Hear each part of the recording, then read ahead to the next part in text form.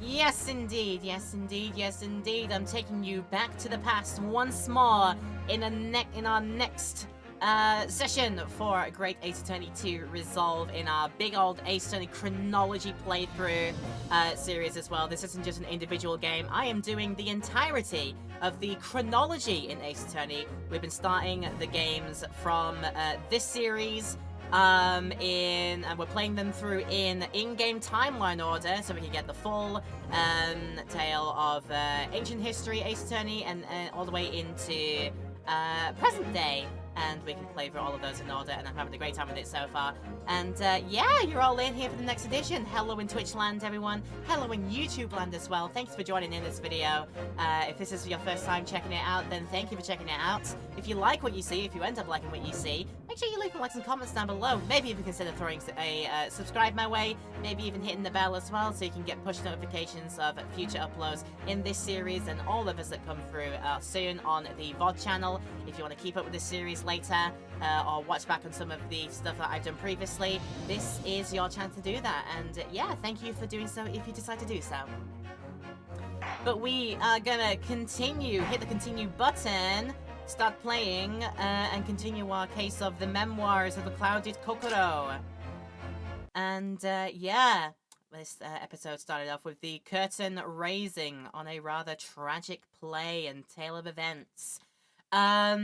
Yeah, this is a tie-in story that links very, very closely to one of the episodes of the first game, also titled along the lines of the case of the Clouded Kokoro or something like that.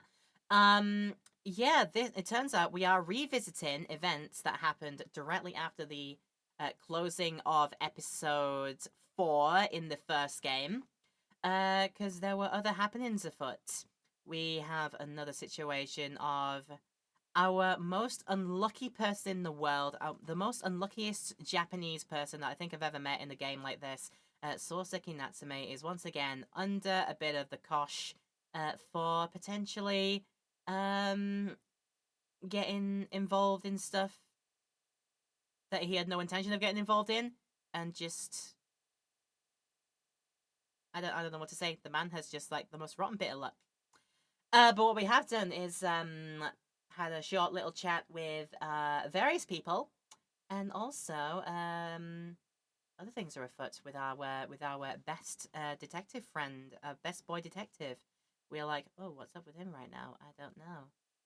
But we are going to find out some more. We have just done some investigating of the crime scene. We've met a Shakespearean actor, a comic thespian, as you will, who has been the victim of a most heinous event of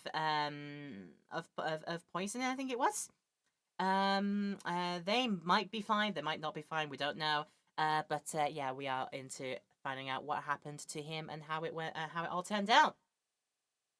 But with all that said and done, we find ourselves back at the Garadeb's room on the 21st of February. Because Garadeb here was one of the discoverers of the body. So let's go.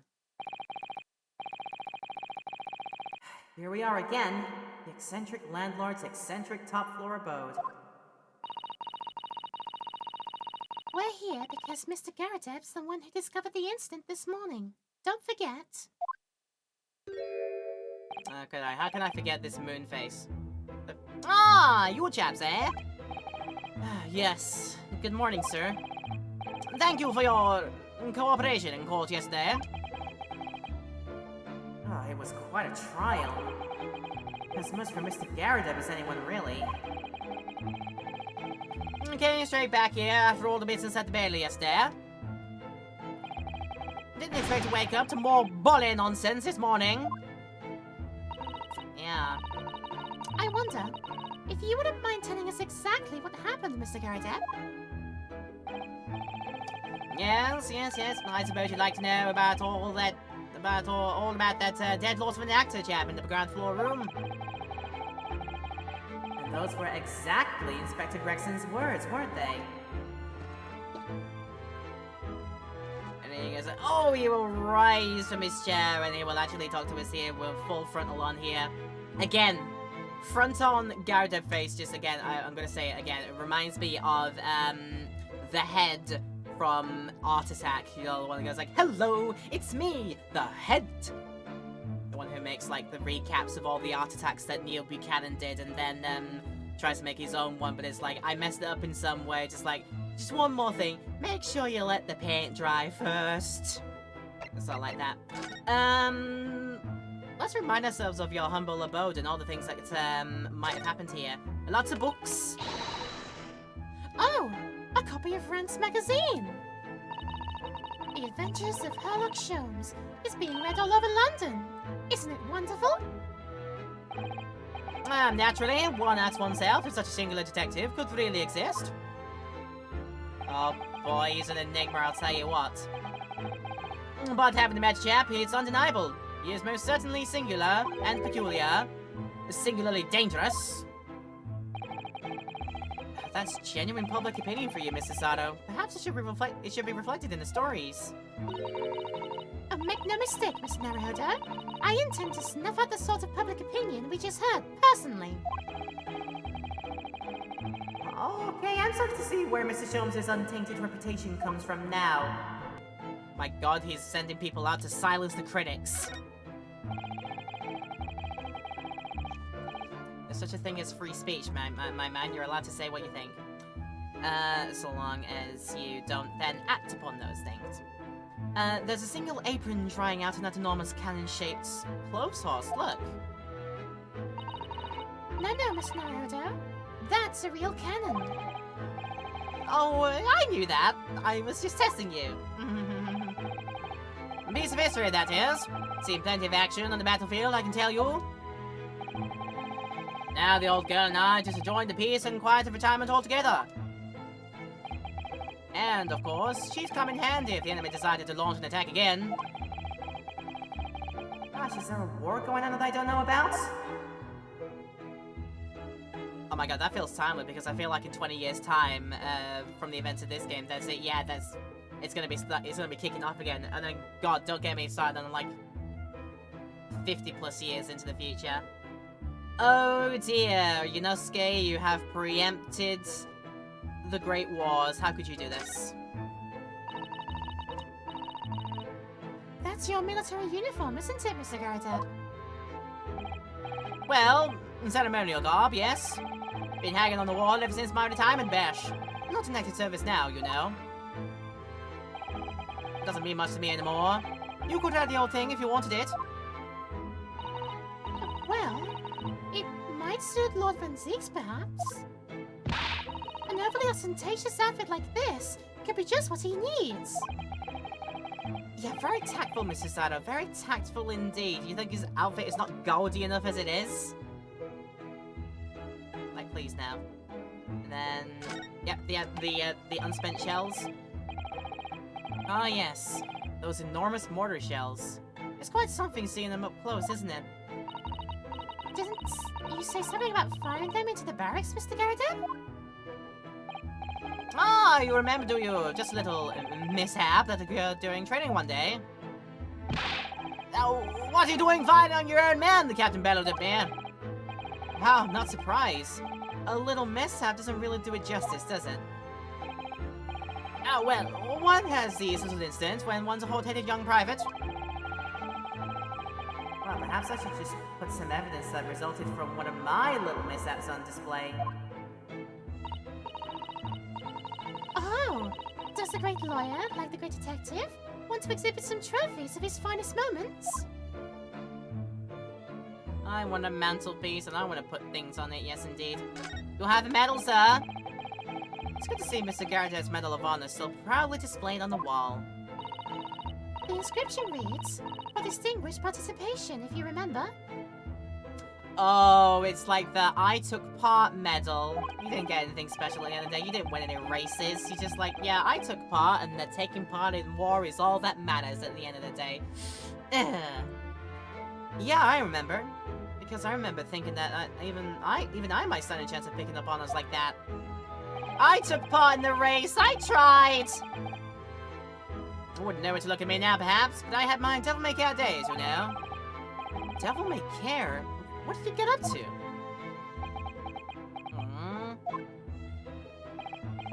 Well, all in the past now, of course. And best left out. No, best not! I wanna know now! Don't be spoil sport! Alright, then you're being a spoil sport. Okay. Man, you look very dashing in your uniform there, Mr. Garrett. Oh, that old portrait, eh? Drawn by an art student who used to rent a room downstairs. Oh, you look so wonderfully young and courageous and strong. Yes, well, the chap presented to me one day and asked if I'd let him off the month's rent in return. Oh, I see. So you did, presumably? I bolly well did not. I'm a capitalist so-and-so. I still require the money. Oh. A portrait is a portrait, but rent is rent, eh? Oh my god, he was almost gonna go like, yeah, I'll take it for you and I'll put it on there. Unfortunately, exposure does not pay the rent around here. Money actually does that. And yet it's still there proudly on the wall. Maybe indeed. Oh yeah, the screen to hide the fire that happened here. We discovered in the previous game as well. Yeah, we know what that screen is hiding now. The aftermath of a fiery altercation the other day. Don't suppose I'll be able to clear that mess up for some time now. Oh dear. This must be a very difficult situation for you. I'll say. People talk about twisted fate and whatnot. But this is a twist and a half! A rotten show all round. Yeah, he's clearly struggling with everything that's happened.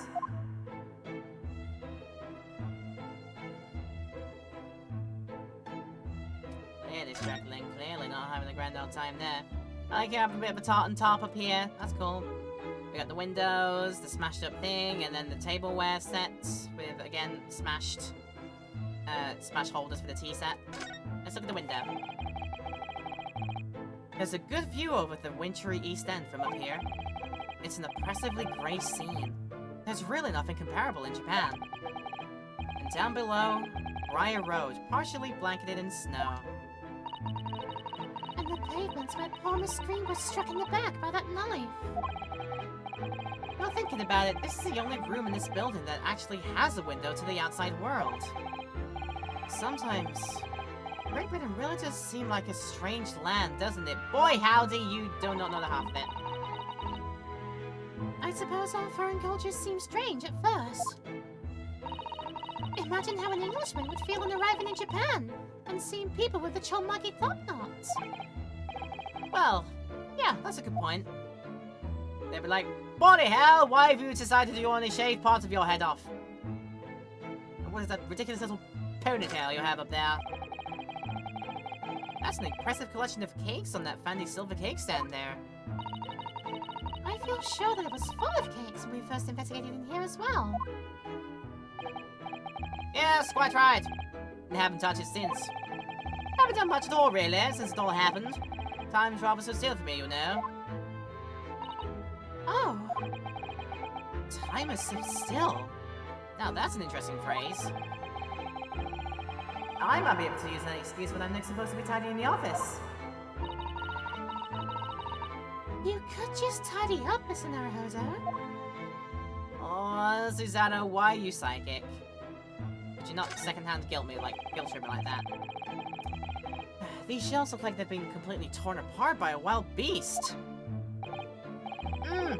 Not a wild beast, she was called Joan. Reminds me of the Battle of Maywand, don't you know? Oh, the experiences of a seasoned veteran.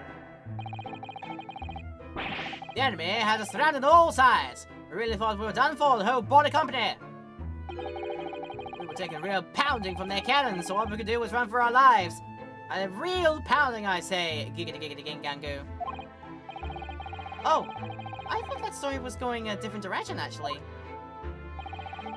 Oh, well, the whole experience taught me one thing, I can tell you. When you're done for, you're really done for. Oh. That's not what a lawyer who often finds himself under fire wants to hear. what you got to do, you see, you need to turn around, you need to pull your pants down, and put your head between your knees and kiss your ass goodbye. That's what you need to do. We were told that, we were told that. We were told that at the barracks. It's been a very, very, very... It's a very valuable life lesson, I can assure you that. Right, I think I've seen everything in the room now. We can voice... We converse, or did I present?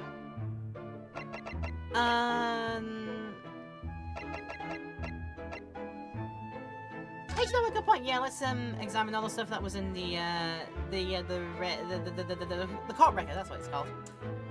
This is the receipt for the bookstore that Natsume went to. The sum of 2 shillings for the receipt of those 3 books. Picture of Monsieur Lecoq, a meal for Gabreau, and Canterbury Earnings, which are all meant to be puns in their own right.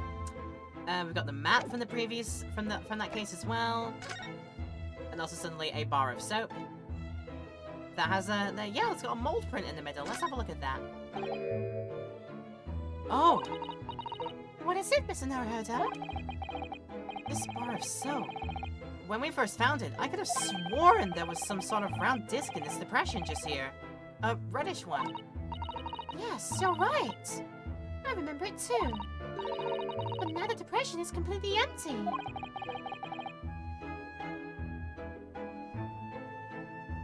So where could the disc have gone?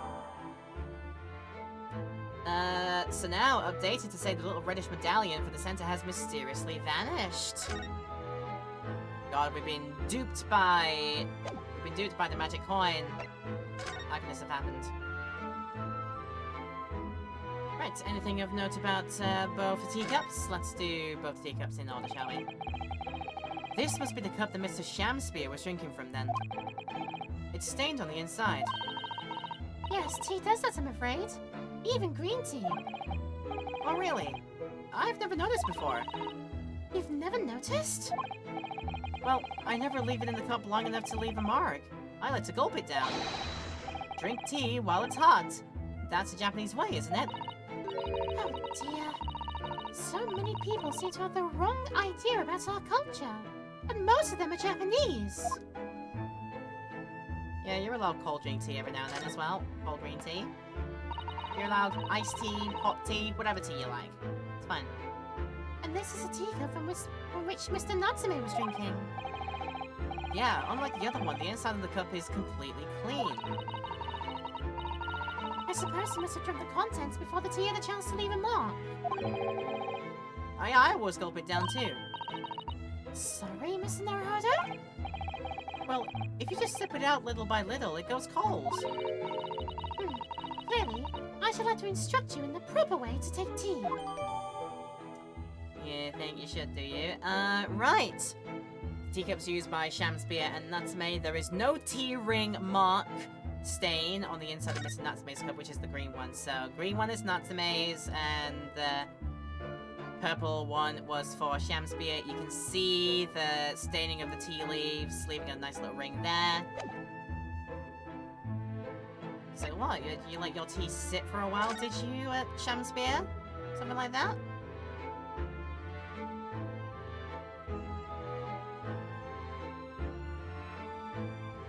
I'm like, why are you specifically saying this bit here? You're saying, I don't know what I'm pointing at here.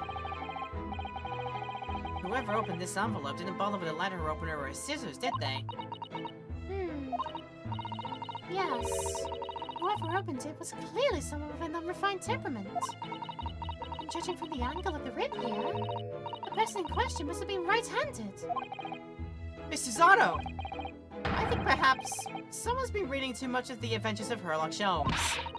Oh, you can never read too much of it, Mr. Naruhodo. Never! Never in a million years. What's that? I feel attacked? Also, What, do you never open yours with a pair of scissors or a knife either, or a letter opener, you just rip it open?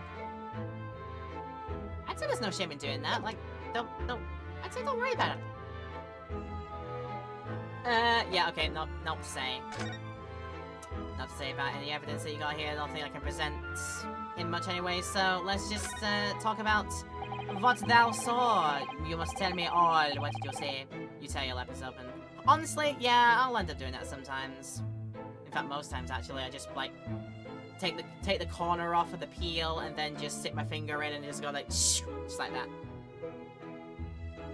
It must have been a real shock for you this morning. I hear that you discovered what happened. Oh, well, that hopeless chap rises at 5 o'clock sharp every morning without fail. But at 5:30 this morning, he still hadn't lit the gas. So I went down and knocked on his door, but nobody answered. And that's when you broke into his room by kicking down the door? Well, I called on that rum-looking Japanese chap to do the grunt work, of course. Wasn't it a little premature to kick the door down? The man could have just overslept by half an hour. That's very true, Mr. Naruhodo. If 30 minutes oversleeping warranted such behavior, I'd have to kick your door down every morning. I'd rather you didn't. Oh, well, you know, better to be safe than sorry and all that. Oh, is it just me or is he avoiding our gaze now all of a sudden? Except there was a sorry situation indeed that you found on the far side of the door. It was indeed. You've got a little bit more up your sleeve, Mr. Man. Very intrigued to know some more about that. But let's talk about your comic thespian tenant. The victim's name is Mr. Shamspeare, I believe. Is that right? Yes, William Shamspeare. Took the ground floor room 3 months ago now. And how would you describe him? In a word, destitute. Destitute? That is what I just said. Well, let's face it, the only redeeming feature of that room is the cheap rent. Anyone wanted to live in a place like that is either broke or has a poly school loose. That's so hard to choose which category Soul Silky-san would fall into. Miss Naruhodo, that's a little rude. Oh, he was doing research as well. Research? Into what? Shakespeare, of course! Shakespeare! I thought it was a soap for a hot second then. Read a few plays of the old bard myself, you know. Romeo and Hamlet and all that. That would be, yeah, Romeo and Juliet, and then Hamlet, and its own sort of a chord there. And also the name of the Scottish play. What do you mean, Macbeth? Hot potato, walk with the scores, Puck will make amends. Beep! Yes, William Shakespeare is England's most highly regarded classical playwright and author. He is known as Sir in Japanese, as you know, and many of his works have already been translated. I didn't know that. I'm gonna have to ask some Japanese people that I know. You heard the name Sal before? And did you look at them in school, perchance? Interesting. It seems incredible that Shakespeare was shortened to Sal, though. Someone was too heavy-handed there. There were a lot of costumes in the victim's room, actually, weren't there? Of course, Mr. Natsume is a scholar of English literature as well. I imagine he and Mr. Shamspeare would have had much in common. Huh. Thanks you.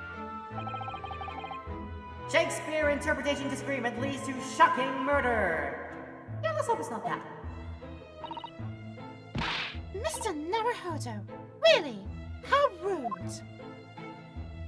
What am I thinking loud to myself here? So loud you're hearing it? What's going on? Anyway, what happened to yesterday's events then? So, after Mr. Natsume's trial yesterday, you came straight back here, I believe, didn't you? Did you notice anything strange between then and this morning? Well now, must have been about 6 in the evening by the time I got home. Snow was coming down rather heavily, as I remember, and it was completely dark already. That failed actor chap was out at the time. Mr. Garrett had noticed there was no light from his room or something, I suppose. Like, well, that works because, again, you blocked out the windows. You know, you bricked up the windows for the tax thing. Do you still see light in that one? Maybe the door, maybe the like the front door to each room has Oh, excuse me. maybe has like a peephole for him to see, or at least like a window to like check in on tenants and such. I don't know. Couldn't sign the M&G for anything much, so I just sat in front of the fire up here. It was after 8 before Shamspeare got back, and the chap was up until past 1 in the morning, I'll have you know. Supposed to be his end sometime after that. I was asleep by then, so I'm rather in the dark here. Well, thank you. That was very illuminating.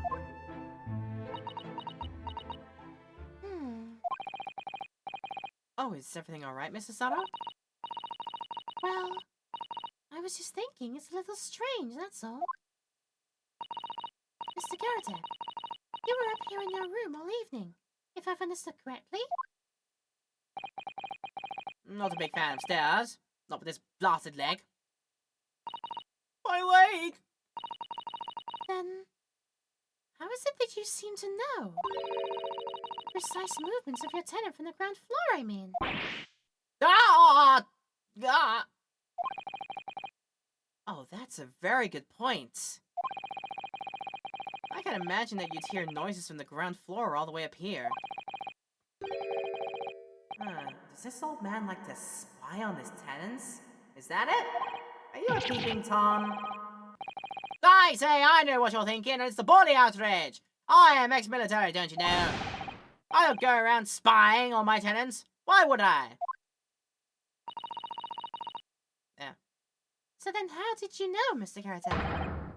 It's the gas woman! The gas tells me everything, and not my own ones that I produce from my own glutes. The gas? Are you speaking a lot of gas right now? Just a lot of hot air? What are you on about? What on earth do you mean, sir? How can the gas tell you anything, let alone everything? Well, as you're probably aware, the gas is supplied to the building by pipes. Yeah, I'd more or less worked that out. Oh god, my brain really needs the oxygen tonight. I swear down. Every room in the building is connected by a single pipe to the gas main outside. And the gas company supplies gas to properties via the main. Yeah, I understand that too. Let me see if I can explain. Let's say I was to light the gas lamps up here. What do you suppose would happen? Well, obviously the room would get brighter. Exactly! But at the same time, the lights in all the other rooms of the house would dim for a moment. Oh, what? They would dim? Why? Or perhaps it's because when you light a gas lamp, it briefly uses more gas than usual.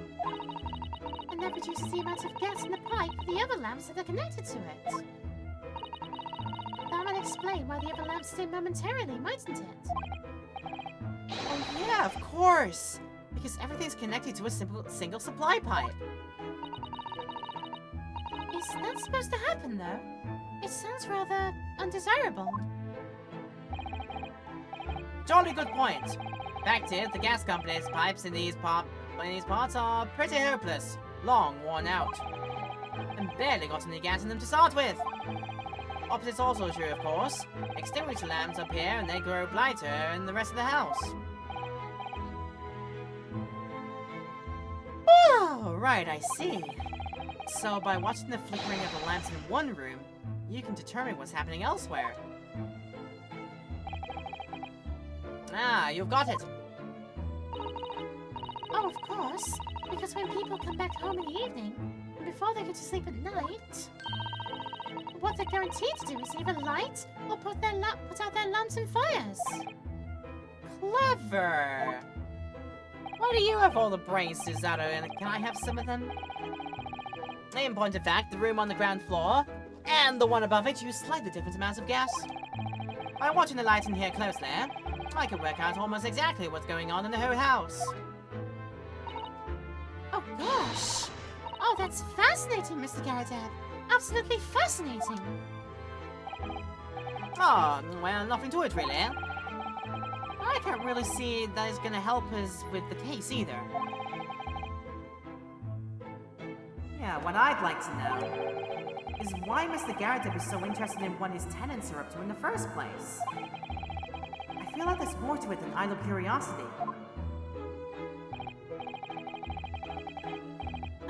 Well, we've done as much investigating as we can, I think. Perhaps we ought to go to the prison and speak with Mr. Natsume again. A good idea. Yeah, I think I got it then. That's literally all that they wrote about the thing. I'm gonna hop back here for just a very, very quick moment. Just to double check. That maybe something wasn't amiss somewhere. We've already paid attention to the rats, that's fair.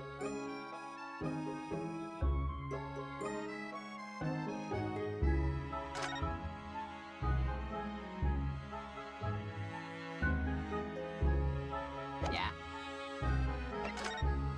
I just like curiosity get better at me. It's like, maybe I missed something in another room.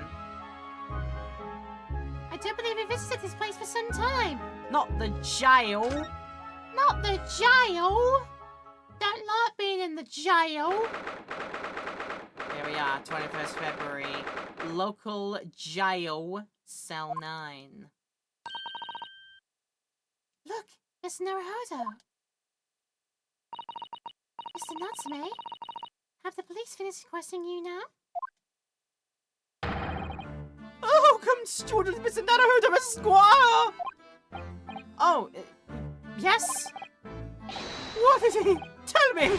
Is he a ghost? Is he here to haunt me? Oh, let me guess. You're talking about Mr. Jones. He actually calls himself a great detective, Mr. Natsume. Not a ghost. But his diabolic deductions, they're not of his world. They've left me. Oh, cursed! I'm cursed, I tell you! Well, that sort of hurts. Hey, Sonic. Credit where credit is due, Miss Naruhodo. You were heavily involved in deduction too. Yeah, okay, moving on. We have some wonderful news. Oh? The victim that we all thought was dead has come back to life again. For all of like a few seconds, it seems. But I mean, it's better than nothing. Now, in the absolutely worst case, you could only be tried for attempted murder. That's great, isn't it? Mr. Natsume? It's terrible! Oh? I'm stuck in a cell, suffering for some silly wrong end of the stick! You did it, didn't you? Confess! You're a killer! Why the moustache? Constant questions! Oh dear, I'm sorry to hear that. Oh, that selfish shyster! Make up your mind! Are you dead or alive? If we're going to come back to life, why bother dying? Wickedly wishy-washy William! Wow. That's no way to talk about the dead. Or the maybe dead. I feel like. Well, it seems likely that Mr. Shamspeare was never actually dead in the first place. Yes, that might make sense. And I'm pleased that he's alive, of course. Oh, our lively debate last night was much fun. It'd be sad to think it was our last. Oh, Stella! Welcome in, Stella! And afternoon to y'all. Us being, 8:20 right now, so in the evening. Yeah, nice to have you here. How's your day going? Hopefully well. Oh! Oh, oops. Mr. Natsume, does this mean that you did see the victim last night? You met with Mr. Shamspeare, didn't you? I'm not saying another word! I demand to have a lawyer present! Hi. That's me. Because we are 6 months ago, and we haven't had the case where I get barred from doing any sort of practicing in Great Britain. Because like I said, 6 months ago. You've got some, it's your lucky day, because I'm here. Who do you think I am? Please, Mr. Natsume, we need to hear your side of the story. I'm gonna say, yeah, there's a lawyer in front of you. Absolutely. Good to hear that you're doing well as well, Stella. Thanks for coming in again as usual. Oh, why am I cursed like this?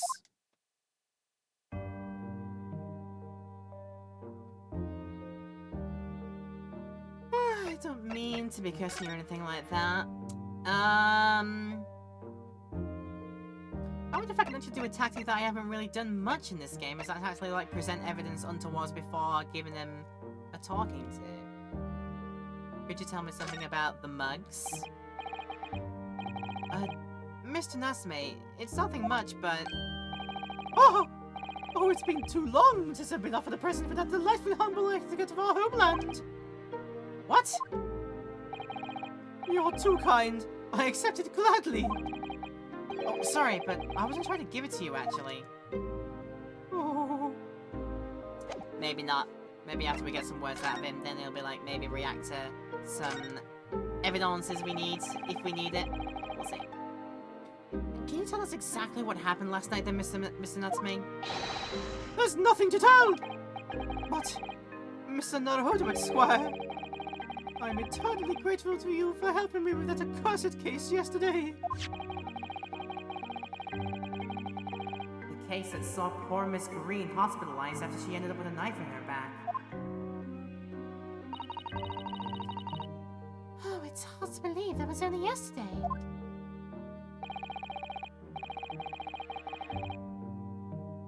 Oh, what is it with you, brain? Surely, I'm breathing enough. Why do you need more oxygen? For crying out loud. Dear me. After the lowly trial was over, I trudged my weary way back to my lowly lodgings. And that evening at past 9 it must have been, I visited Mr. Shamsbury. So you did go to the victim's room then? As we feared. I didn't do anything wrong! I'd never been to his room before! It was the first time! Then, what made you decide to go? I bumped into him when I arrived back at the house. We got chatting, and it developed into a discussion. But he had to go out, so I bade him farewell. And that ties into what Mr. Gardev said. That the victim went out and came back after 8. We met again later that evening, at around 9 or just after, when I took him some nice tea that I'd brewed as a gift. So it was you that brought the tea that had clearly been drunk at the scene then? And I suppose you were discussing the works of Shakespeare, were you? Yes, that's right. That's exactly right. Romeo and Juliet, who was the stronger? It was a delightful debate. I'm sure. Such a stimulating subject, Shakespeare! And the debate became very heated, so you slipped poison into Mr. Shamsbury's tea? No, never! Not at all! Team Juliet won! That was me! And when I left his room, the flamboyant fellow was fighting fit! I swear it categorically! Swears it does, yeah. Alright, swear to me! Mr. Natsume, you'd often say the same thing about yourself, I've noticed. That you have a cursed existence. Oh, I'm sure I've mentioned this to you before, but I've been here in Great Britain for a year now, and in that time, I've learned that it's no place for me. But it can be very trying to live in a foreign land and adapt to the ways of another culture. There are foreigners everywhere I look, and they all stare at me. They all laugh. Ow! Who threw that wrench? Who threw that? Ebak, why? Friend, why would you do that? Oh, dear me. That's the impression I get whenever I go out. It makes me scared to leave my room. Oh, which is why I've become a recluse. A hikikomori, you might say, but even in my room, I find no respite from my fears. I've moved more times than I can remember, and then, 1 week ago, I moved into Briar Road. But why? Why did you choose that place? It doesn't seem very comfortable. Because the rent is cheap. I have so little money, it spoke to me.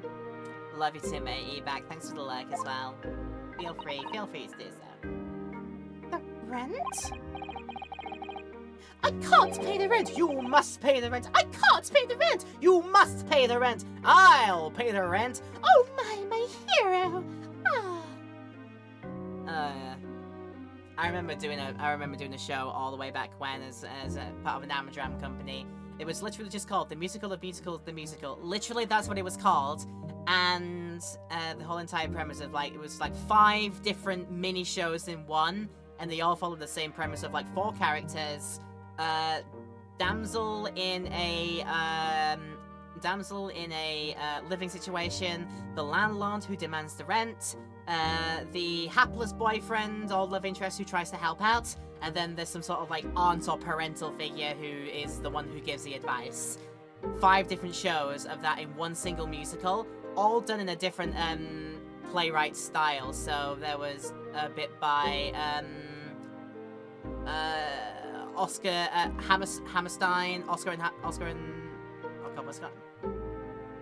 Rogers and Hammerstein, I think. There's a bit done by Kander and Ebb. Stephen Sondheim was one as well, and of course Andrew Lloyd Webber, of course. Yeah, it was very interesting to do that. This reminded me of that. There's a reason why the room is cheap, because it's cursed. Cursed? Cursed how? The previous occupant, the man who lived there before I took the room, died there. Oh no!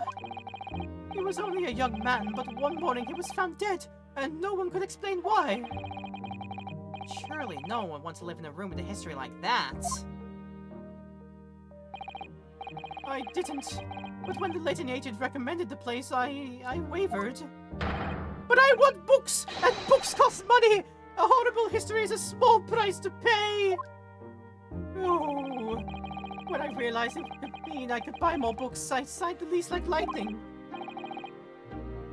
Brave or blinkered?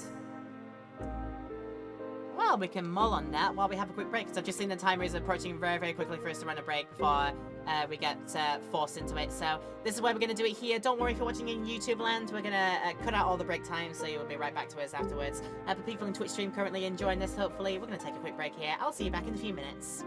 I can imagine I'd be like that if I was, like, in the sitch of that. If I had to live in a year where in a place where I just did not feel comfortable. I don't know if it's panicked and worn out and borderline schizo as this guy is. Oh, Soseki. What did this country do to you? Seriously. But anyway, we'll continue to talk to him some more, but not before I wish everybody a welcome back from the break we just had in the Twitch stream. But of course, for YouTube, for you all watching this in YouTube land, of course, we've had no break at all. We've cut it all out. Hope you're still enjoying this and are ready for some more right here. Let me know how you're enjoying it if you are, by leaving your likes and comments down below, of course. Maybe even subscribing and hitting the bell too. That would help out a ton. Thank you in advance if you do.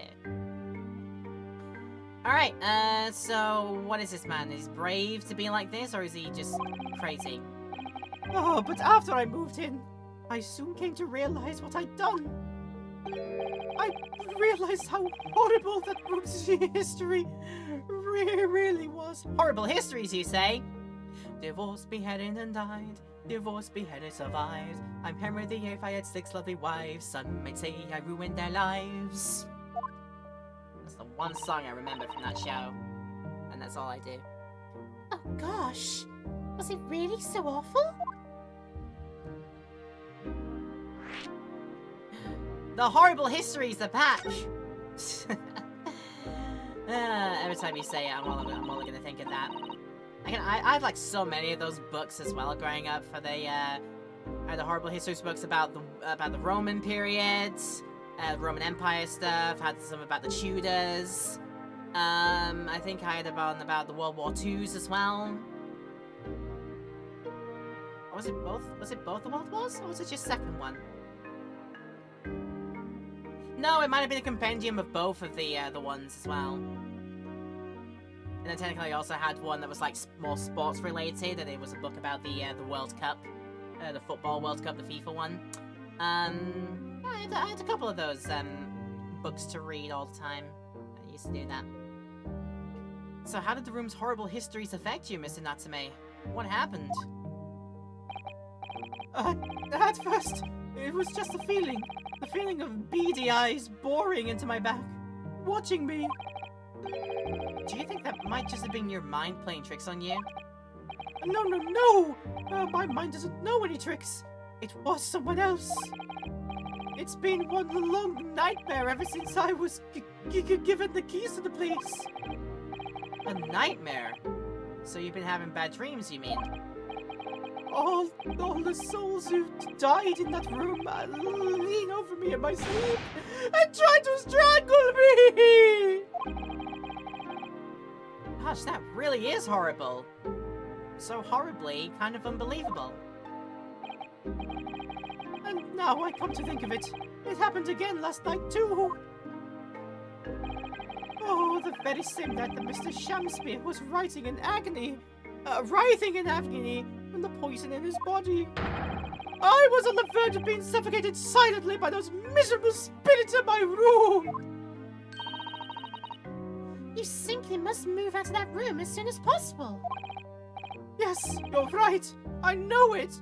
And that's why I'm already searching for the next room with a history to call home. I think perhaps you should try to avoid accommodation with any kind of history at all. Otherwise, I'm scared that you yourself may become history. Wow. Lighten his mood, why don't you, Susato? Dear me.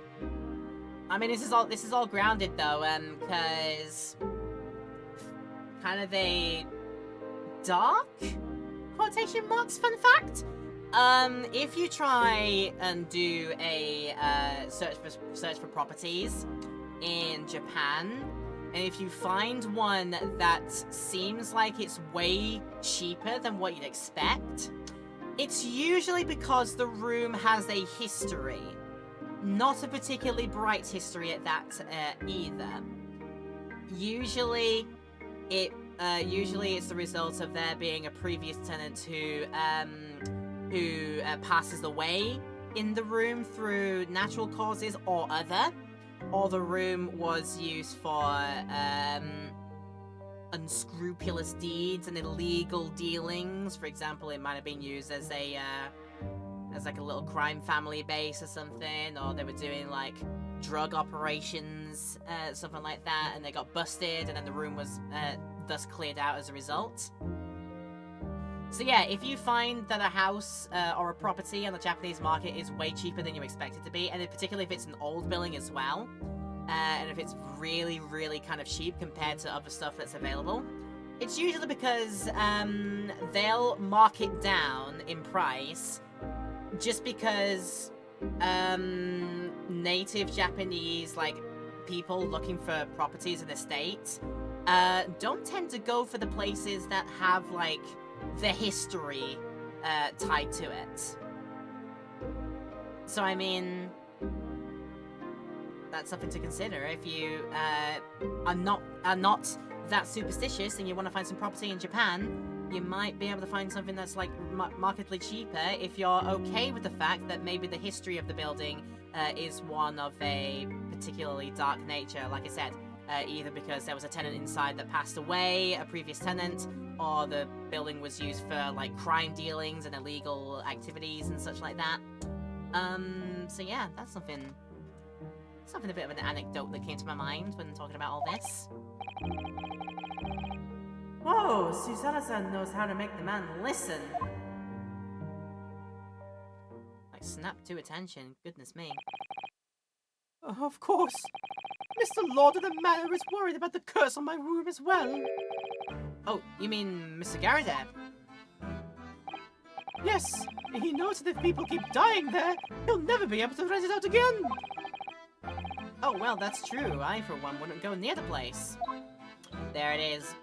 Japanese are kind of a bit more superstitious about that kind of thing than people that are non-Japanese, I would say. Oh, perhaps that may explain why the landlord pays so much attention to the gas lamps in his tenants' movements. You mean because he's worried about their well-being? Well, he does seem to have an unusually keen interest in the amount of gas in the pipes. There must be a reason why he keeps such close tabs on the occupants in his let rooms. Oh, what do you mean he pays so much attention to the gas lamps?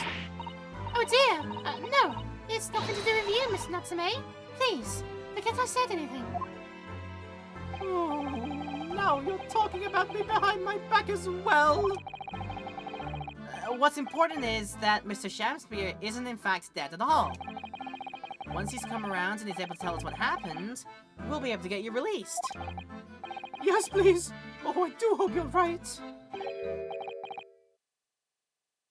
This is someone we don't know. Excuse me. Excuse me? Inspector Gregson! I couldn't help overhearing what you just said. And on that note, I have some good news and some bad news. Oh, Which do you want first? always, every time, the bad news comes first. When hope is all you have, hold on to it. That's my guiding principle. Right, well, in that case, the good news is... Ah! Sorry, but it's just a lot easier to explain everything that way. Oh, then why did you ask me my preference? As you might have heard, the victim, Mr. Shamspeare, was just unconscious. He's come round now. Yeah, we saw it happen in all of its terrifying glory. He's still being treated by the doctors, but we've managed to get a written statement from him already. Oh, isn't that wonderful, Miss Natsume? Oh, thank goodness. It's all over then. I can leave this somber cell. Sorry, no, that's not on the cards. What? Oh, why ever not, Inspector? Mr. Shamspeare has implicated someone as being responsible for what happened last night. Implicated someone? Oh dear. You don't mean... I'm sorry to say I do, yes. He's pointed the finger at you, Mr. Natsume.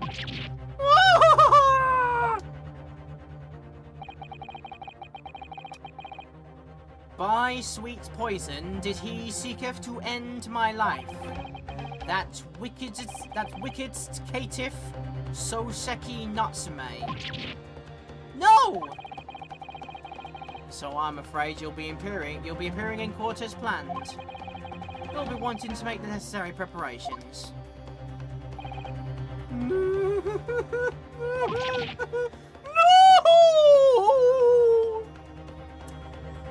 This poor man never catches a break. Poor. Man who wrote the story about a cat. Oh, and so, once again, Soseki-san found himself having to take the dock in the Old Bailey. Whether his room was haunted or whether he was just terribly unlucky, I knew I had no choice. The following day, I would represent him in court and do my utmost to break the curse that blighted him.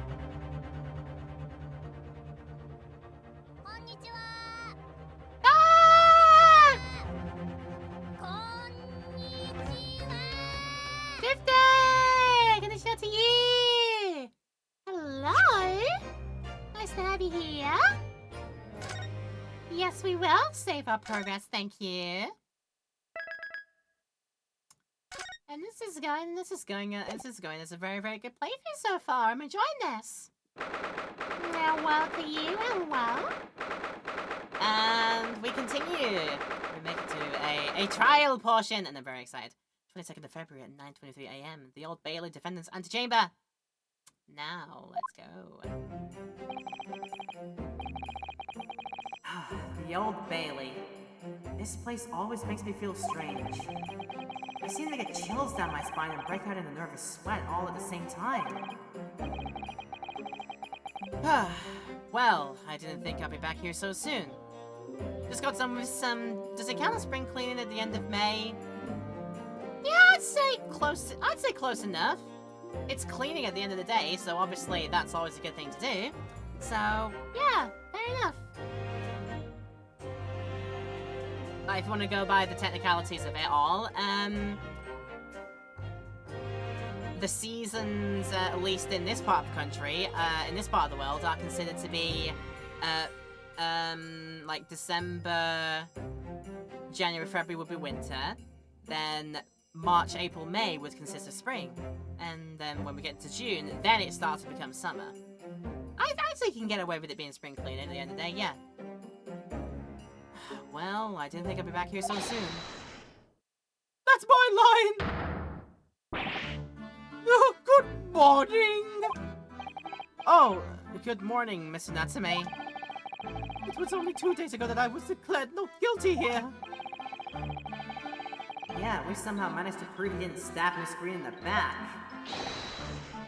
Oh, but now this! Another morning, another murder! And here I am again in this hellhole! Can't keep coming to court! Yeah. Did dishes, threw out the trash, do the laundry, vacuuming, just general tidying up and putting things where they're supposed to go instead of exploding all across the rooms. The usual. But yeah, that's a good thing to do, absolutely. I'm beginning to think he's right. It really does seem as though he's cursed. Mr. Naruhodo, I'm afraid I have some bad news. Oh. Mr. Natsume. Good morning. Yes, morning. So, here we are again. Yes, again. Her outfit is pretty. Isn't it just? Yeah. She's like this character Susato is what they call, what the people that designed her refer to as with the term nadeshiko. That's not the full phrase, but if you say the word like nadeshiko, that generally means the model image of the perfect Japanese woman. You know, one who dresses very elegantly for all occasions, is always well kept and well maintained of herself, and yeah, goes about her business with much politeness, much sincerity, and yeah, much willingness to be a nice person and serve the will of others. So yeah, that's essentially the descriptions of what it's like to be a model, perfect Japanese woman, which is what Susanna is meant to be all about. That's her aura. That is her vibe. Judicial Assistant Miss Mikotoba Esquires! What's the bad news? Oh dear. You heard, didn't you? If you come and shout it at the top of your voice, people can't help hearing what you say! Oh, I am sorry. You've done nothing wrong, Miss Susato. Now, what is it? Well, it seems that the prosecution in today's trial Is, let me guess, will be led by Lord Barak van Zeeks. Van Zeeks? Oh, no.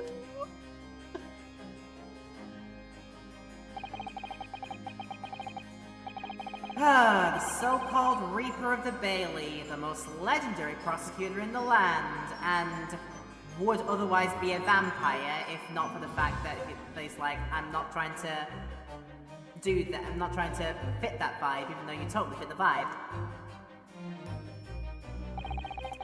In the trial 2 days ago, he pursued Soseki-san and I relentlessly. Of course, by the skin of our teeth, we managed to pull through, but still. It says, oh, just there. Yeah, and enjoying throwing wine bottles into the audience. Yeah! Throws one into the back and you suddenly hear from the guard just going like, "Oh, my eyes!" He escapes from the Castlevania game to be here, and he is not beating the allegations. Definitely not. The good news is that you're in the Ace Attorney game. The bad news is you're in an Ace Attorney game. And you're the one on the dock, sir. That do be it. Perhaps Mr. Natsume's acquittal in the last trial wasn't the end of the matter. After all. Yeah, I know what you're thinking. The legend of the Reaper that says, nothing can save a person in the dock when Lord Van Zieks is a prosecutor. Oh no! That's even if the person is found not guilty. The accused will meet a mysterious end, one way or another. And we've experienced it firsthand. A man who successfully defended met the most terrifying end after his acquittal. Right here in the Old Bailey. Oh, but he was a son of a biscuit anyway. He deserved it after what we found out later. It's fine.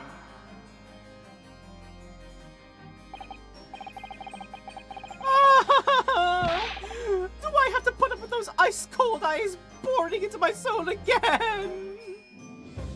I wonder if you met the character who I am desperate to voice yet.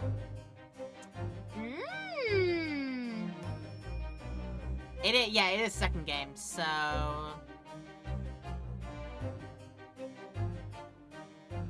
I could make an educated guess.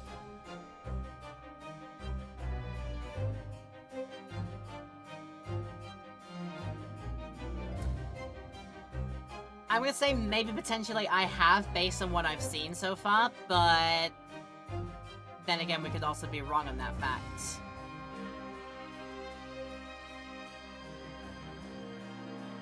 It depends. It depends if this character turns up literally kind of very much at the start of the game. Because if that's the case, then I could probably definitely tell who you're wanting to do.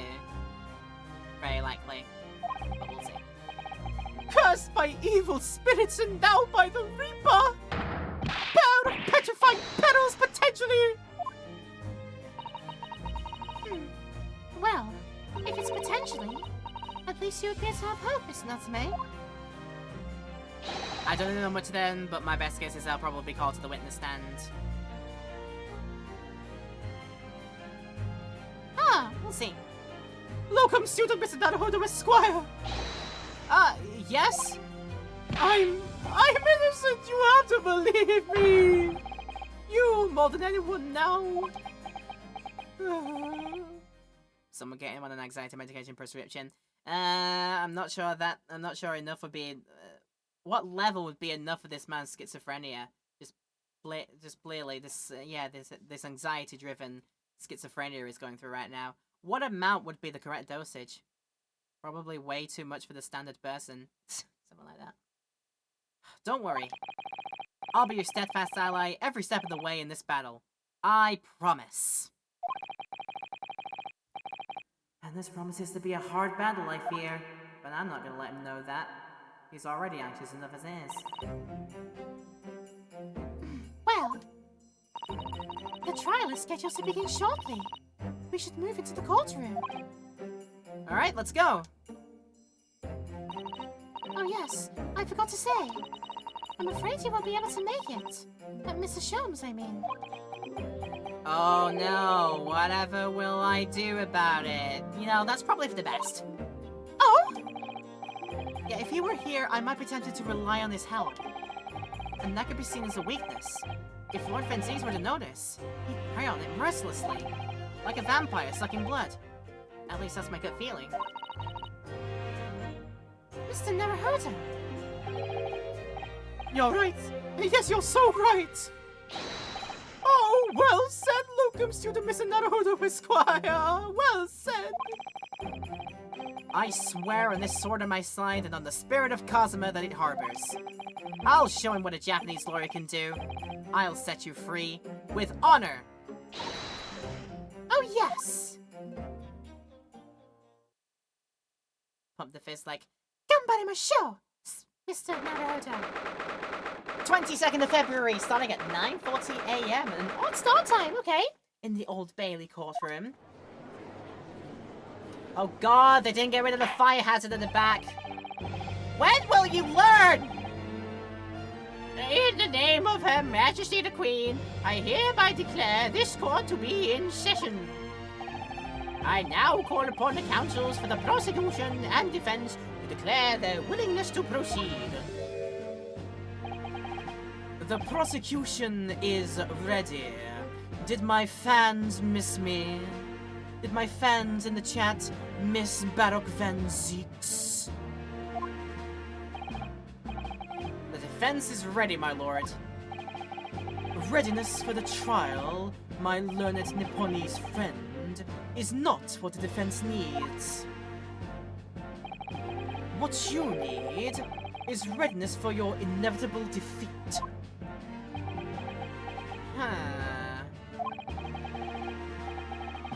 It's not just in my imagination, it's really there. Lord Van Zeeks has such an animosity towards the Japanese for some reason. Stop it! I pressed the wrong button, I'm apologizing. Like, yeah, just like, stop it! The character I wish to voice appears in the next case. Ah, I see. Might be a bit of a while then for what happens. Okay. It was some time ago now that he first became known as the Reaper of the Bailey, I believe. These past few years, he hasn't appeared in court at all. Yet now, he's back in the courtroom. Though for some reason, only when I'm defending. Coincidence much? This Reaper, with his curious disdain for his Japanese, is a prosecutor shrouded in mystery, and a cape that makes him look like a vampire. Still, this isn't the time to be pondering that. I have to concentrate on Soseki-san's trial. Furthermore, I now call upon the 6 ladies and gentlemen of the jury. You have been chosen at random to represent the will of the people in this trial, the will of all 25 people that apparently live in London in this day and age, because I seem to be picking out some of you, like, multiple times already. But nonetheless, are you ready to fulfill your duty?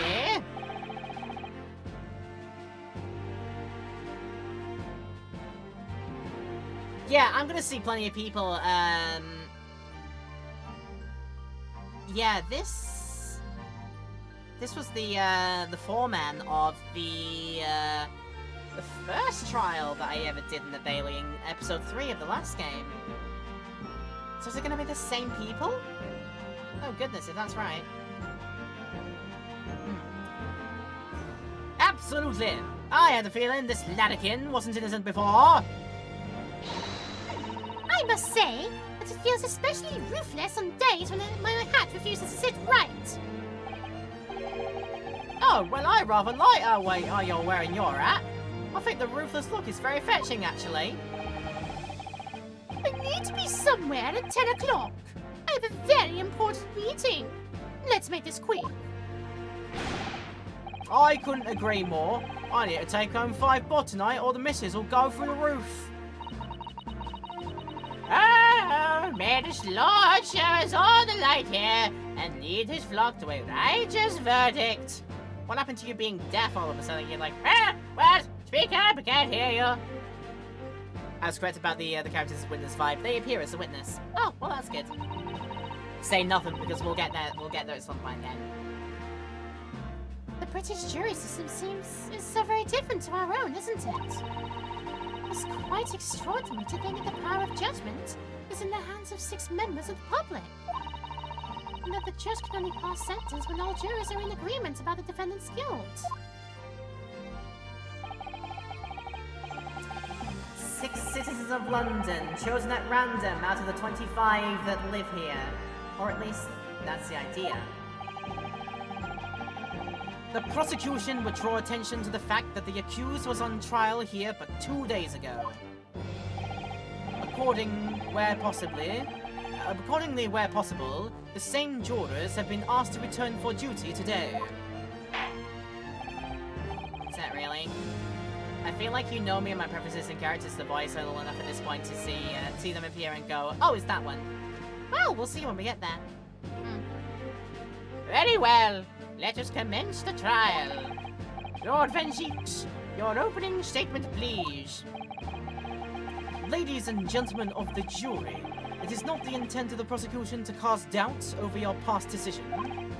However, the innocent verdict afforded to this eccentric Nipponese before has had dire consequences. Did the accused repent for his wrongdoing in that affair? Far from it. Instead, he used his freedom to perpetrate a most blood-curdling crime. Namely, that of the attempted murder of his neighboring lodger, an innocent Englishman. To explain the circumstances of the crime, the prosecution calls its first witnesses to the stand. Lordy, lordy, lordy, he is not messing about. The cape is off. The cape is off, and within, like, the first 5 minutes, the cape is off. Okay. The detective responsible for investigating the scene, and the accused himself.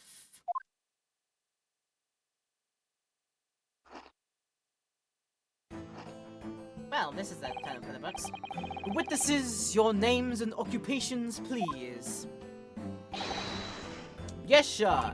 Tobias Gregson, Detective Inspector at Scotland Yard Homicide Division. Oh, Soseki Natsume, from the Empire of Japan. My government welcomed me to come here as a student, to study your language and culture. Bro, that's not how you eat chips. That's not, oh my god, you take a Kit Kat and you bite like, you take like a 4-finger Kit Kat all together. Then you just bite like into like the thing here, so it's like there's 4 fingers, but there's a nice like crescent-shaped bite in them, and the people go like, oh my god, that's not how you eat a Kit Kat! He does the same with his fish and chips. I mean, that's probably just how much he likes them. I don't know. Stress eating for the job, maybe.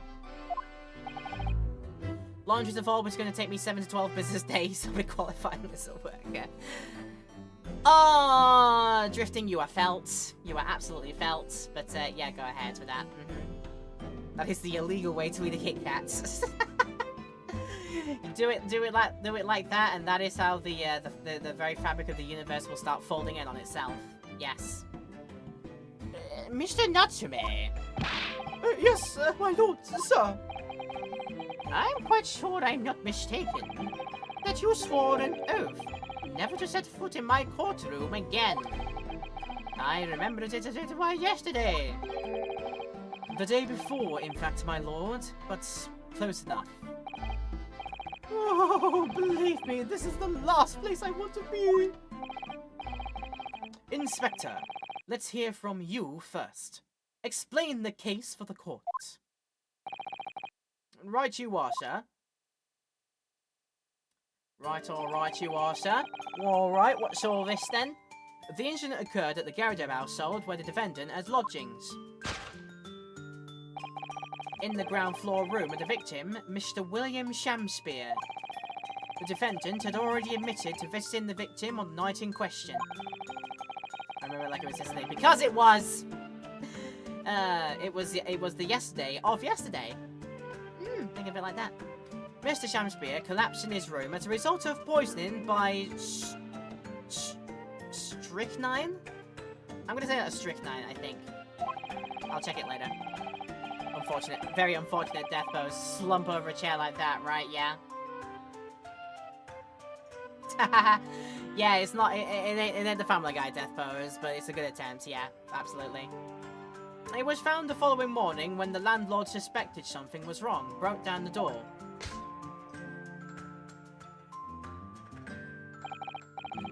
This means, I presume, that the door to the victim's room was locked at the time of the incident? Correct, my lord. It was locked from the inside, making entry or exit from the room impossible. Although the victim, Mr. Shamspeare, lives to tell tale, he very nearly didn't. The man was halfway to heaven when we first found him. I was the first officer on the scene, my lord. And I have a photographic print here that I took at the time to show how it looked. That's it. Oh yes, a chilling scene indeed. This man looks very much deceased. That's right. Everyone present believed that's exactly what he was. But then he suddenly got up and started quoting Macbeth in his stupor. Hot potato workers to skulls, Puck will make amends. Very well, I shall accept this photographic print as evidence for the court. The crime scene photograph updated in the court record. A photographic print of the scene taken by the police upon their arrival. The victim can be seen unconscious at the table, having been poisoned. Very much as an ex-person, it is a stiff, bereft of life, it rests in peace. If you hadn't stood him upright, he'd be pushing out the daisies. If you hadn't glued him into his seat, he'd be pushing out the daisies right now. And now then, Mr. Natsume. Oh, yes, yes, yes! As the defendant, do you have anything to say at this juncture? They're haunted by evil spirits. Oh, gracious! What's haunted? My lodgings! There's been a whole series of strange happenings in my lodgings. The tenant before me died in mysterious circumstances. A woman was stabbed by no one on the street outside.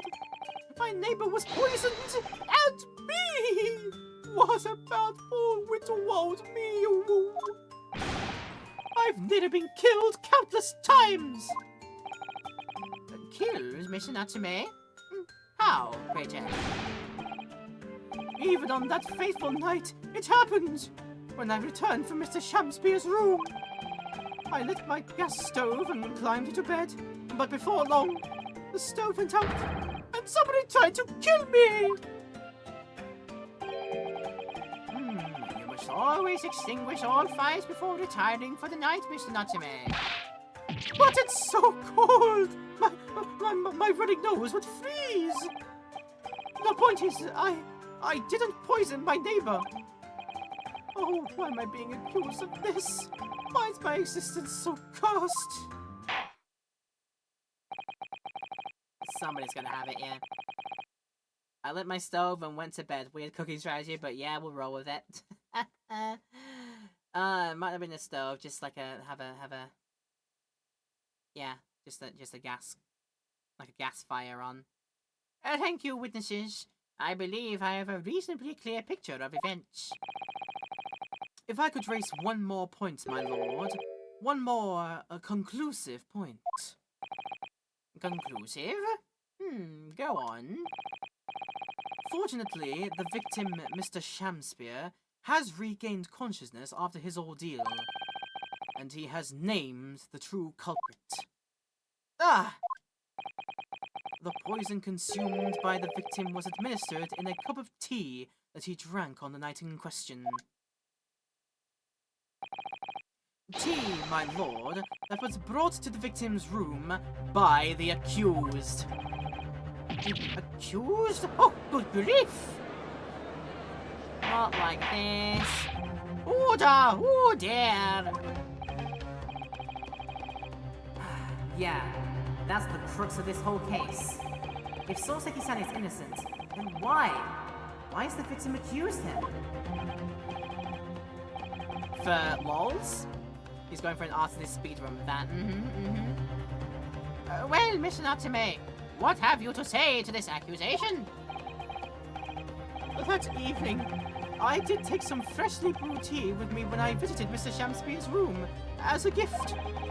The public water pump outside always freezes at night, so I bought bottled water especially to make it. And this is the result! Never will I touch tea again! Never!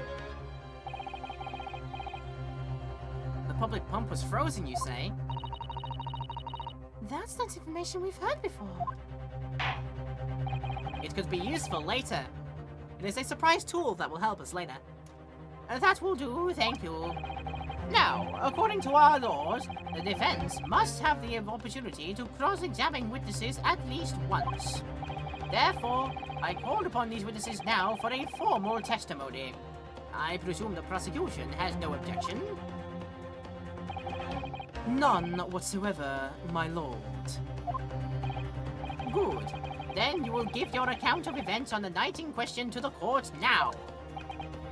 Yes, yes, my lord. That's so indeed. We are back! Our first testimony of the second game. Not our first, because we had the case one that was all in courtrooms of the Japanese courtroom. Hey, silly. The catastrophic night. Let's hear then.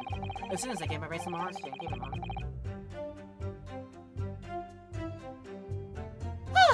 There we go. It was around 9 o'clock that evening when I visited my neighbor, and I took some tea with me as a gift. We had a heated literary debate over a nice hot drink, after which I went back to my room at around 11.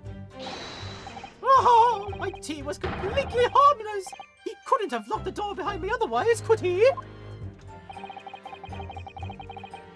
Strychnine takes some time to have an effect on the body. People don't keel over immediately after taking it. The victim would have been perfectly able to lock the door after his guest left, so the argument still stands. Banseeks really went into it, was like, it's my God-given right, bisexual right, to be as traumatic as I want, and I'm going to bloody well use it.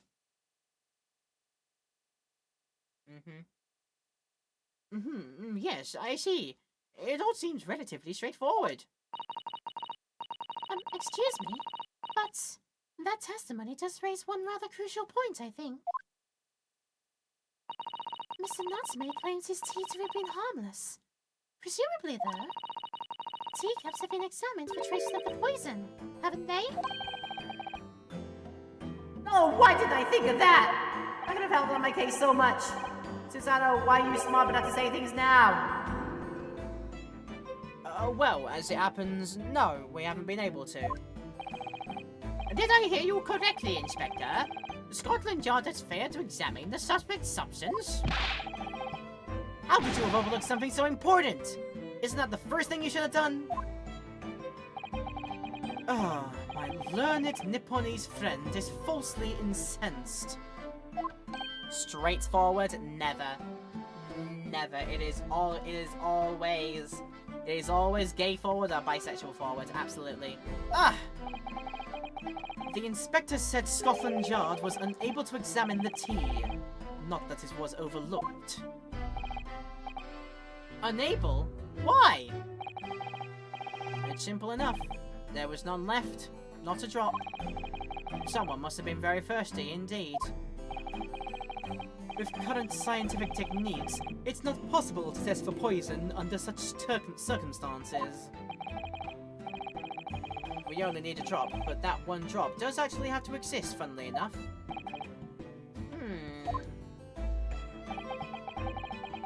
The lack of examination notwithstanding, it appears nothing other than the tea passed the victim's lips on the night in question. Ah! I see. Thank you. The matter is clear. Cast your eyes over the jury, my learned friend. What? You can see it in their faces, I'm sure. The recognition of the accused's guilt. Your client's fate is all but sealed. What? Sealed? I thought your father met the Jew. In mere moments from now, you will lose, and your compatriot will be damned for all eternity. Oh, he's right. I can feel all 6 of the jurors is looking daggers at me. Ow! But I can't let them beat me down. I won't! Counsel for the defense, proceed with your cross-examination. Yes, my lord! God, his eyes were wide open like a gazelle doing that when I'm not sure that was healthy to shake your eyes like that. Just go like... Yeah, I feel like that. Just the wind in your eyes, that's just not... that. The air that gets into your eyes and dries them out just immediately, that's not healthy. Okay. It is time to testify. I say it's time to testify again. I say ya, I say ya. Alright, let's see to our evidence window. Took some tea with it here.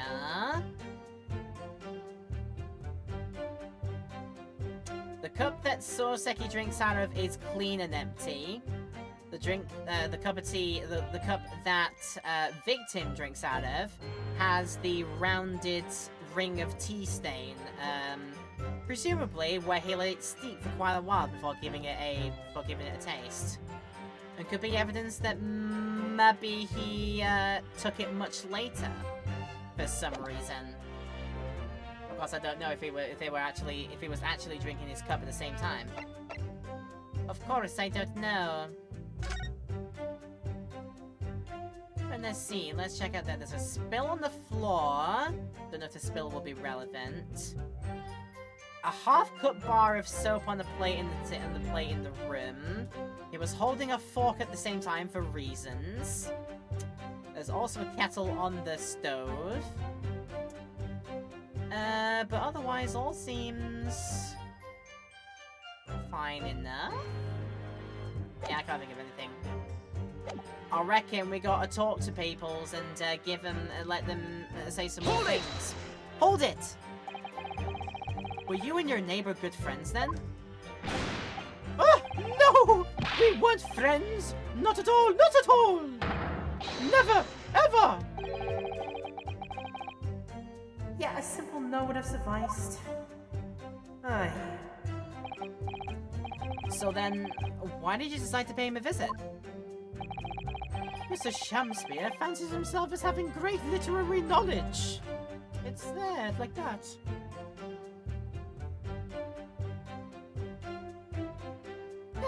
Nummy nummy nummies.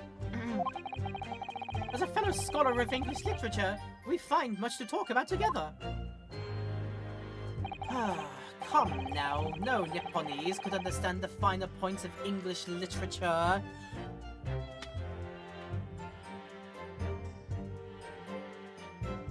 They can if they try, for God's sake. You and your xenophobia is outrageous today. And on the night in question, that was the topic of conversation as well, I presume. It was the day of my last trial, when I was acquitted. I just arrived back in my lodgings when I ran into Mr. Shamspeare outside on the street. That was at around 6 o'clock. We exchanged one or two pleasantries, but it soon turned into a heated discussion. He was on his way out at the time, though. So I promised to visit his room that evening at 9 to continue our debate. But did I have ill intentions? No! Not one, not two, not any! None at all! Never, ever! A simple no would have sufficed, I feel. Then tell the court what had happened when you visited the victim's room. Then pray tell, spill some more beans about this, please. Hold it! Back to your room at 11, you say. Okay, hold it. A literary debate about Shakespeare's works, I think you said, didn't you? Shakespeare? Ah, a very worthy topic of conversation, I must say. My favorite play of his has to be Macbeth. Hot potato orchestra skulls, Puck will make commands. Beep! Oh, yes, my lord! Romeo and Juliet! Who was stronger? It was a profoundly pleasurable parley. Romeo and Juliet? Who was stronger?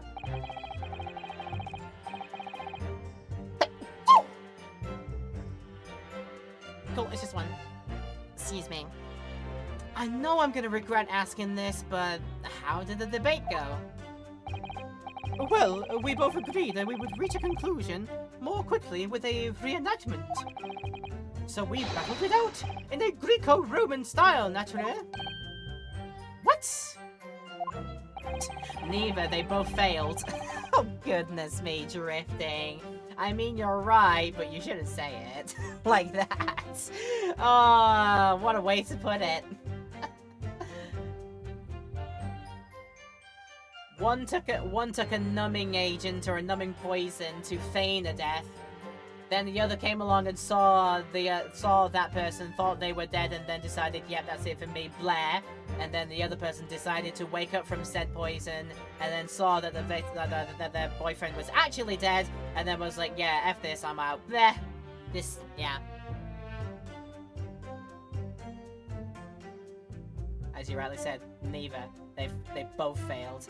They both failed the game of life because they're not doing it anymore. Oh my god. Oh, dear me.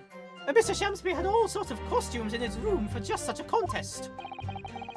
So, when you say a reenactment, you mean you were actually in costume? He as Romeo, I as Juliet, and after a vigorous, wild tussle, I as Juliet came out on top. A victory I'll cherish forever. Woman power!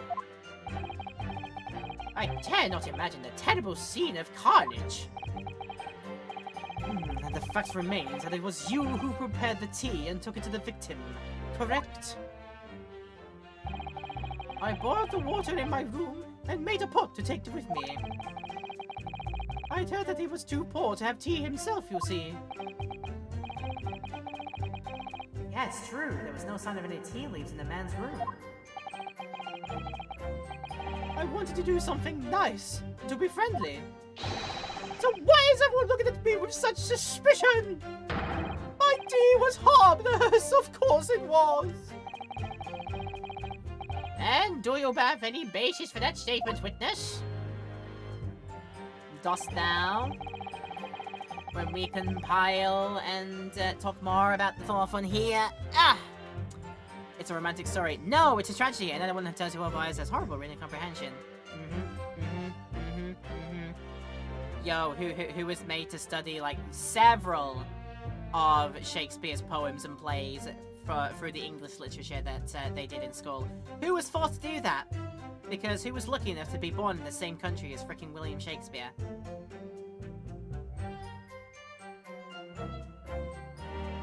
Yeah, myself read lots about things like Romeo and Juliet. I think we did Much Ado. It was either Twelfth Night or Much Ado About Nothing, and we also did The Tempest, and a couple of poems as well. But I barely remember those. I think I most vividly remember The Tempest because we watched a like a stop motion film that somebody had made of the story of The Tempest. And then I remember Romeo and Juliet quite fondly because as well we saw another video that was like a movie filmed version of the play done by, I assume, like possibly on stage actors, and it was like a 70s 80s era version of it. Because I remember the actors for Romeo and Juliet were actually kind of young themselves to benefit the role. I also did see a little bit of the one by Baz Luhrmann that had Leo DiCaprio in it. I saw the bit that was like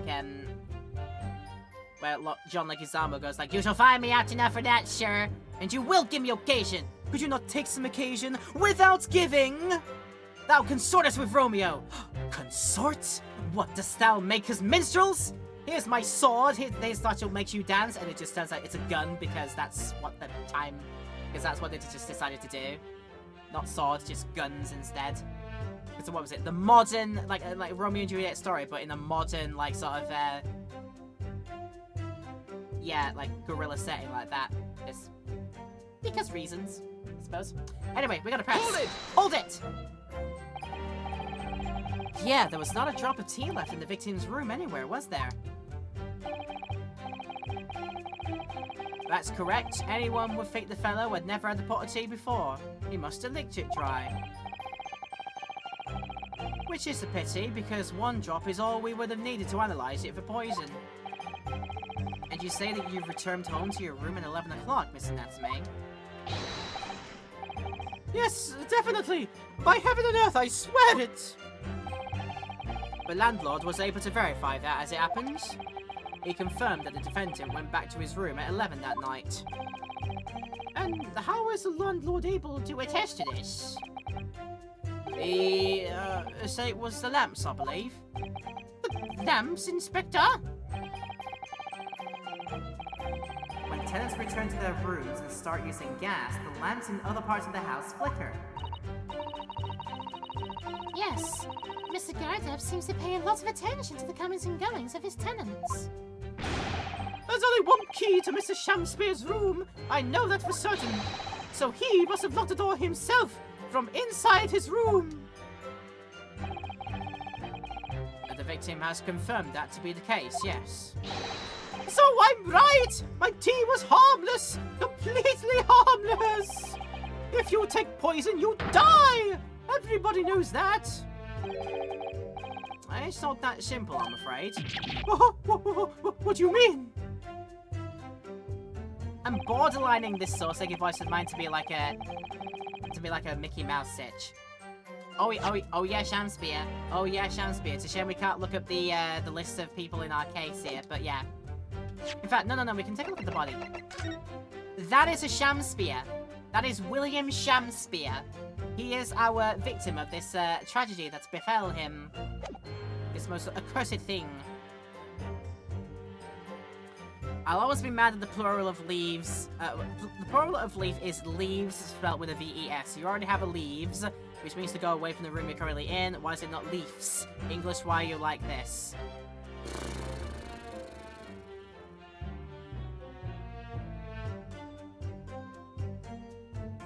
You're asking this to someone who studied the language, who is a native of the language and teaches this language as part of their job. And I say to you, I don't know. But what I do know is, we're gonna have a bit of a rest now and have a second break of the stream. Don't worry about the people watching this in YouTube land. Do not worry about the breaks coming up because there is no break. We'll be right back to it afterwards to be not interruptive to your viewing. But of course, if you do want to pause the video and have a bit of a break, please, I encourage you to do so, because that's what we're going to do for people in the Twitch stream. Allow them to step away for a minute while we run some ads and let them, take care of themselves and set up for the next little part of today's stream. So, yeah, let's go and do that, shall we? I'll see you back after the ad break in a few minutes' time. No, I haven't done yet. I haven't figured out how to say this word here. I'm gonna say strychnine, but I'm gonna get an official opinion on that one.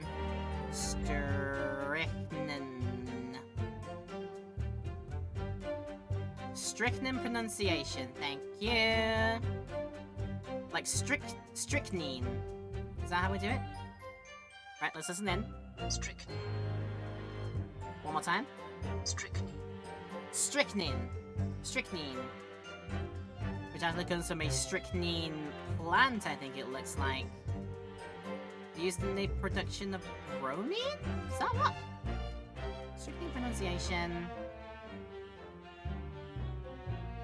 No, I am being a bit silly. Yeah, it's strychnine. Particularly from the strychnine tree. Yeah, it's a plant-based poison. It seems like. So yeah, the more you know, and the more I want to know about this statement here. Hold it! Let's keep going.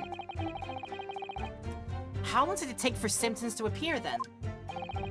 According to the coroner I was speaking to at the yard, about 30 minutes after the poison's consumed. Then, the victim suffers violent convulsions, cramping, and stiffness, and eventually dies from asphyxiation. Okay. We're gonna have another case of this being like, so how does it work? Does it do it by ingestion, or does it do it by a stab wound and affecting the bloodstream directly like that? How does this one work, huh? So there's a 30-minute interval between when the poison is ingested and the onset of symptoms. There seems to be a lot of different types of poison in the world, that's for sure. And I'm scared of all of them. Oh dear, death by poisoning again. It's always so awful. 13 minutes is a long time. Certainly long enough for the victim to have locked the door behind the accused after he left. You can't deny that. And it further degrades Soseki-san's alibi. So I have the medical report from the doctor who examined the victim here, my lord. It spells it out, really. The accused is the only person who could have done it. Very well, the court will add this report to the court record as evidence.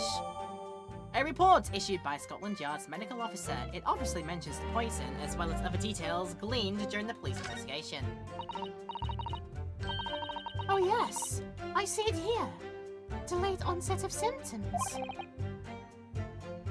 Oh, that's just great. And not the Frosties kind of great. Okay, one more to press, let's go. Hold it! Hold it! The argument still stands, you say? This is what Mr. Natsume has been saying, isn't it? The pair of them drank tea together that night, so if there was poison in it, the victim wouldn't have been able to lock the door after the accused left later on. Exactly! Ah, me and my tea are innocent, sweet and innocent, I tell you! I'm afraid, sir, that doesn't follow. You see, strychnine is a slow-acting poison. In other words, it takes time for symptoms to appear. So you could have left the room up to 30 minutes after the victim drank the tea. And as long as you did that, Mr. Shamspear could have locked the door after you've gone. But no! We drank the tea straight away! The battle over when the Romeo and Juliet was stronger! That came after the tea! Do you have any evidence to support that statement? Oh, in my great homeland, the Empire of Japan, we have a saying, drink tea while it's hot! Sure, Proverbs to satisfy the prosecution. Great job! I'm afraid there's no conclusive proof to support the defendant's assertion. On the contrary, there are sufficient grounds to infer his guilt in the matter. No! Ah, shoot. Well, that's the extent of their testimony, is it? If I could voice a personal opinion, Mr. Naruhodo. Of course. Your brain's smarter than mine anyway. Go ahead. Mr. Natsume is arguing for his innocence so adamantly and so persistently. Yet Inspector Gregson just brushes what he says aside. It's really quite infuriating. Yeah, I agree. So we need to find an inconsistency in what the inspector is saying, I think. I'm afraid so. As things stand, the jurors are sure to find Mr. Natsume guilty. As I see it, what we need to focus on is the poison and the tea. Alright, let's listen carefully to this testimony again. Yes. Or at least let's read it because they won't say it again for us.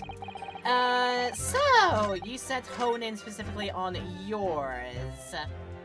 People don't keel over immediately after taking it. But, maybe there's a detail in the victim's medical report that, we shall see. Victim, Shamspear, age 31, cause of his coma, ingestion of a small quantity of strychnine. Toxic effects present 30 minutes after ingestion. High likelihood of the substance having been mixed with the tea the victim was drinking, but no sample could be obtained for testing. Investigative conclusions. The poisoning incident occurred at around 1:30 AM on the 21st of February. Assessed from the victim's pocket watch that appears to have broken when the man collapsed after the delayed onset of symptoms. No container of the poison was found at the scene.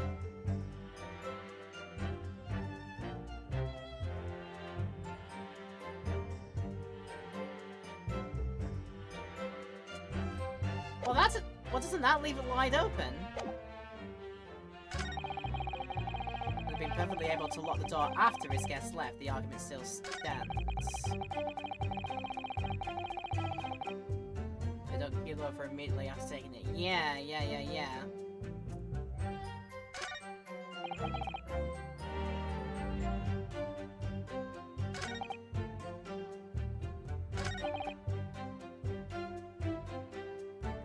It was around 9 o'clock that evening when I visited my neighbor, took some tea. We had a heated literary debate over a nice hot drink.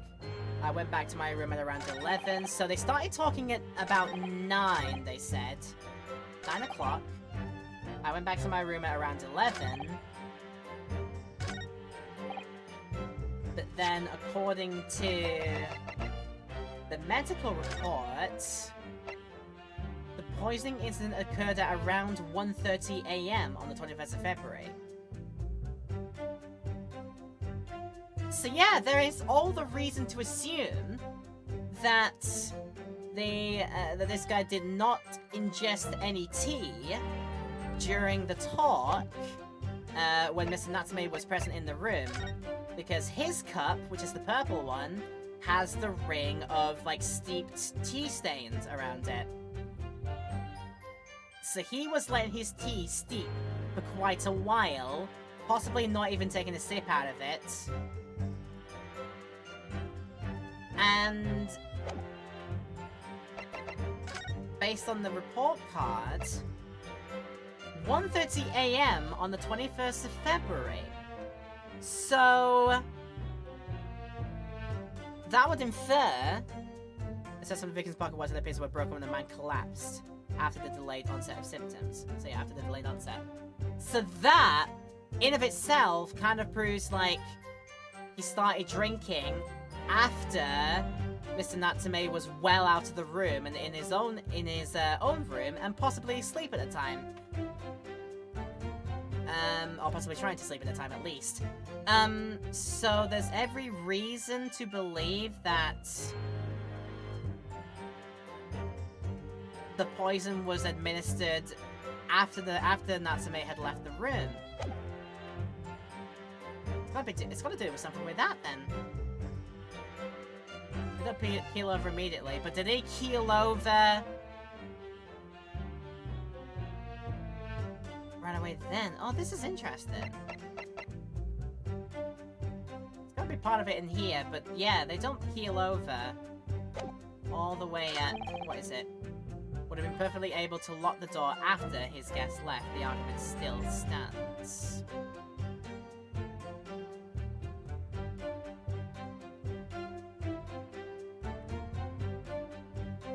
Is it that part in particular? I think I do think I've got to use the cards, the autopsy part, the medical report card. That's what I got to use. I do think it does. I do think it's to do with that, and at the point of.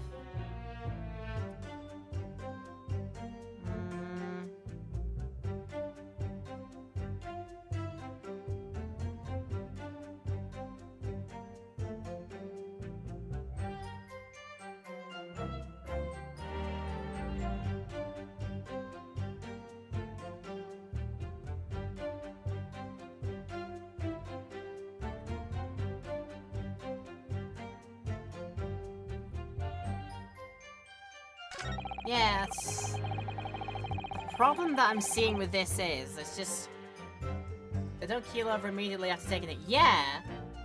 But there's still plenty of time in between. But, that still leaves, like, so much time in between. At the very latest, this man was drinking his tea at 1 AM in the morning for reasons. And thus was there's every opportunity that the poison was administered like during the time that Natsume was not present in the room.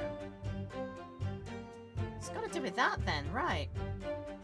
It says some time, but only half an hour's time, so that suggests then that there's too far of a gap in between Natsume leaving and the very latest time that victim could have started drinking the tea. I think it's got something to do with that, so I'm gonna try... Objection! I got it wrong. I got it wrong. Courtesy lows, because I'm allowed to. Yes. Oh, what a... It's weird to try and put it together, like, what do I put it towards? Or have I hit the wrong piece of evidence entirely?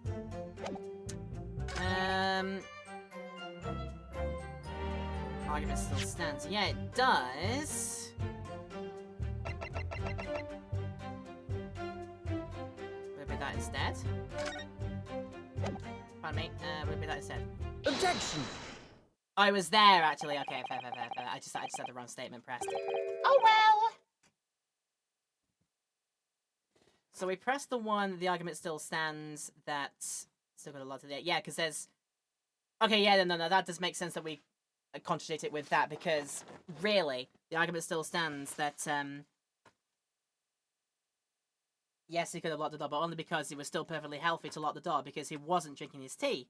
And, yeah, so that infers... So the evidence of him keeling over with the symptoms at 1:30 AM leaves the very latest time he could have started drinking the tea, and then thus taking the poison on board, would be at 1 AM in the morning, which is 2 hours after Soseki left. So, what do you do for 2 hours in between, and what happened there? There's plenty of time for a lot of shenanigans to happen in 2 hours. So there we go. I think we got it there.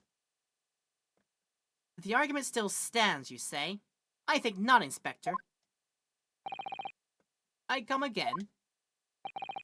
I think you'll find that you've overlooked a very significant chronological inconsistency here. What? What are you on about? According to this report, the victim must have consumed the poison at around 1:30 in the morning. And yet, the defendant, Mr. Natsume, left the victim's room at 11. Yes, that's right. There's more than 2 hours of missing time there.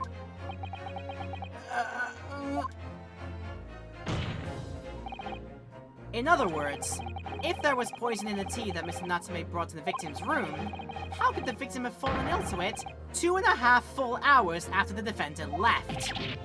Ah! Why are they both jumping at the same time? What's going on? The defense's argument is entirely reasonable.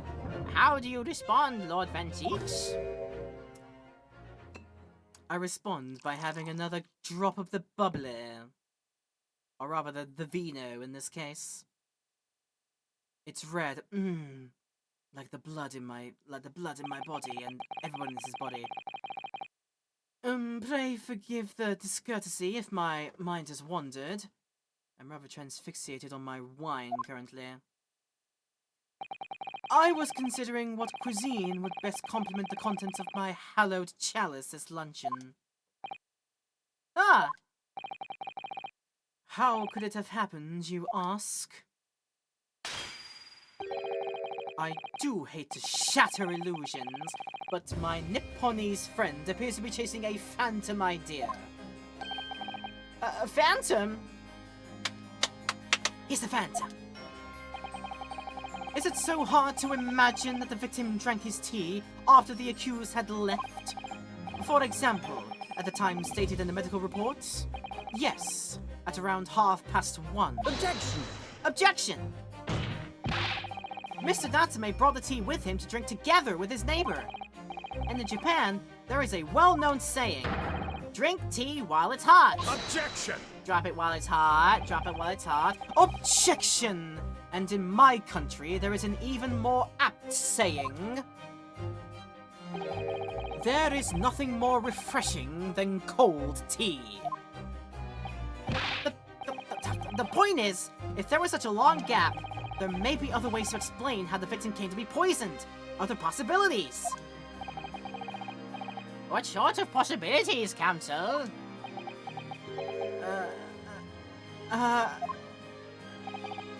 Well, for example, the man could have had another visitor. Another visitor? Like the blood, I definitely don't want to drink vampire style, definitely not. I don't want to hold the chalice in the vampire style either, like that one that, says, what is a man? A miserable pile of secrets. That's a very bold assertion, my learned friend, from someone who has nothing to substantiate it. Or the victim could have taken the poison on his own volition. You suggest this may have been a suicide, Counsel? Objection! Objection! Mr. Shamspeare has categorically denied suicide. The idea canon must be discounted. Objection! Objection! But he could be lying! Like, objection! Nuh-uh! So I disagree with Van Zee because I dislike iced tea. Yeah, there's only certain teas I could stomach being, cold. Leaving a brewed milk tea, to, get down to cold temperature was like, then it gets a bit weird for me. I can stomach, like, a bottle of, like, green tea or barley tea from the fridges at the convenience stores. I can stomach that. But I also do like a green tea that's, like, warm as well. To be honest with ya. I think that's my general preference. I like a warm or a hot tea instead, yeah. I think that's my preference too.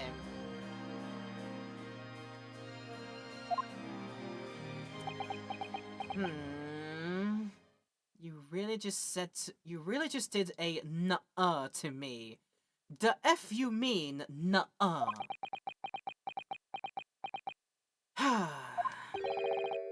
Is something wrong, Lord Van Zieks? I was listening to the sound of the carriage pulling up outside the courtroom. My favorite hot tea is a jasmine tea. Oh, that's nice. Pray forgive the discourtesy. A carriage? What carriage?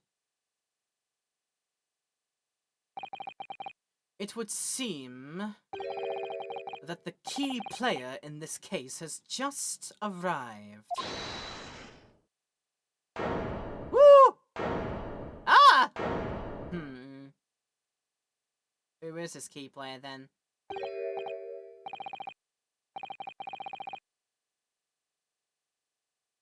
Bro, you can't switch from German to Dutch like that, suddenly it's Van Zieks. Wait,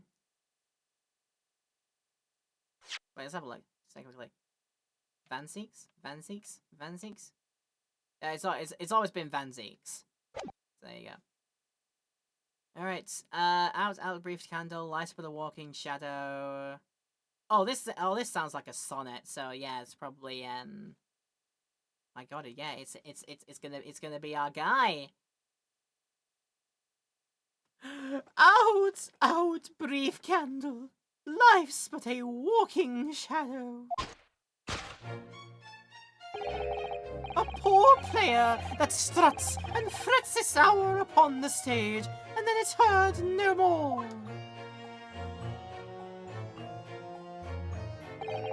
It is a tale told by an idiot, full of sound and fury, signifying nothing.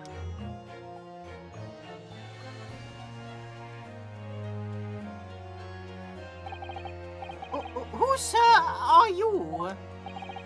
William Shakespeare, my lord. Alas, 'twas I, undone by these bitter events. I am the victim. What's he doing here? Pray tell, what the heck, what? Have I just Mandela affected myself into believing it's Von Zieks when it's always been Van Zieks? Yeah, it's always been Van Zieks. The prosecution seeks to call this gentleman to the stand. I mean, he's already there, you don't need to call him that. With his testimony, my learned friend's futile resistance will be utterly crushed. Oh... You're calling him as a witness? Very well, counsel. I grant your request with interest. I'm curious to discover what the court shall hear from the victim himself.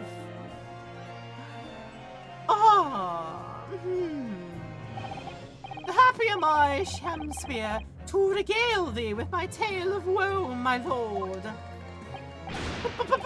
But I still have my own tale to tell, my own tale of worse woe. I can regale the court with the tale of my perfect innocence in perfect English. That will do, Mr. Natsume. Let the court now hear from the victim. Oh, this is gonna be fun. Look at this cheeky guy and... oh, you there now. What? Apparently so. He's from Dutch origin. We're doomed! I'm so sorry, Driftin. I am so sorry.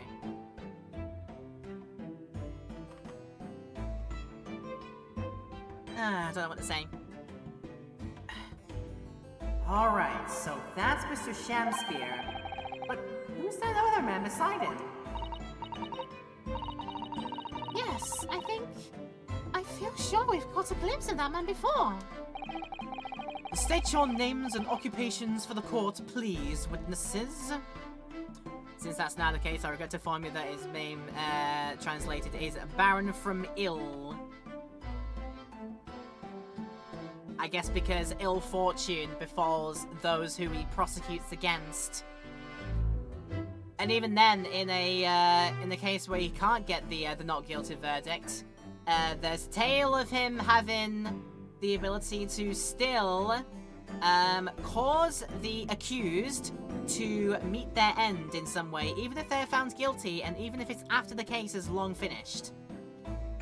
Being also called the Reaper of the Bailey, because he brings ill fortune upon those who are accused of things. So there. That's probably why they decided it, if that's what it means. Anyway. A writer of words so sweet, they do scent the breeze. An inventor of ideas so profound, they compose the earth. The unrivaled poet, the unmatched scribe, William Shakespeare. Were the great bard to be recalled to life anew, lo, what a magnificent man! Good fellows, I am he who ponders such a miracle, William Shamspeare. The name's Meterman. Adron B. Meterman. The Meter Man. And yeah, he looks like he's got a Muppet for a face. When he's front on like that. I work for the Altamont Gas Company, East End branch office. Oh, I remember now. It was yesterday on Briar Road. Oh yeah! She's right, it's him! Oh, but what's this? What's that man doing over there?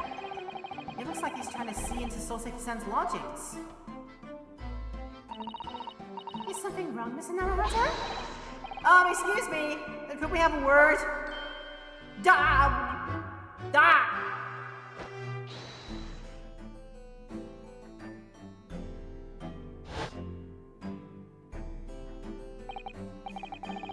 And his best friend Miles guy. Totally would do, yeah. Yeah, we spotted him outside Mr. Garadep's house that morning. And he's a gas company employee? What does he have to do with the case? So, Mr. William Shamspeare, you are the victim in this miserable affair, correct? Oh, heaven, oh hell, do you command me to remember? That sweet poison that did cross me and cross mine innocent lips. I subpoenaed him for the trial, with his doctor's permission, naturally. Hearing the testimony of the aggrieved will remove any room for doubt from the jurors' minds, I am sure.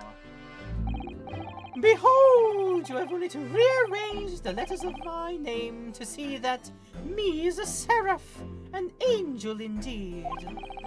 Thus be I noble of mind, sweet of nature, and verily honest of heart, as all heavenly angels be. Because there isn't a less contrived meaning in your name. No, not at all. The jurors seem to be very moved by this man, I'm afraid. They're actually taking this Seraph Emigrant idea seriously? I think that man's just like, what? Speak up, Sonny! Thank you, witnesses, for your illuminating introductions. But, my lord, what's the man next to Mr. Shamspeare doing here? The gas man, I mean. What, me? Well, now, Allow me to enlighten my learned friend. You recall, I presume, your earlier impertinence? When you suggested that the victim had another visitor to his room on the night in question. And moreover, the victim is a compulsive liar. What? No, I didn't quite say that. Surely not. No, I didn't say no. This young chin stroker is here to controvert your wild claims conclusively. Is that not so, Mr. Meterman? Hang on, no, I'm just here.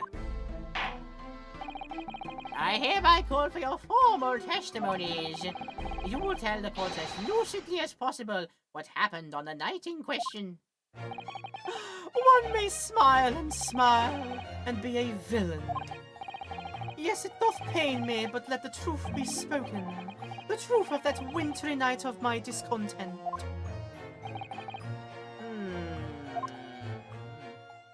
I've got a very soft chin, I do, and I like stroking it.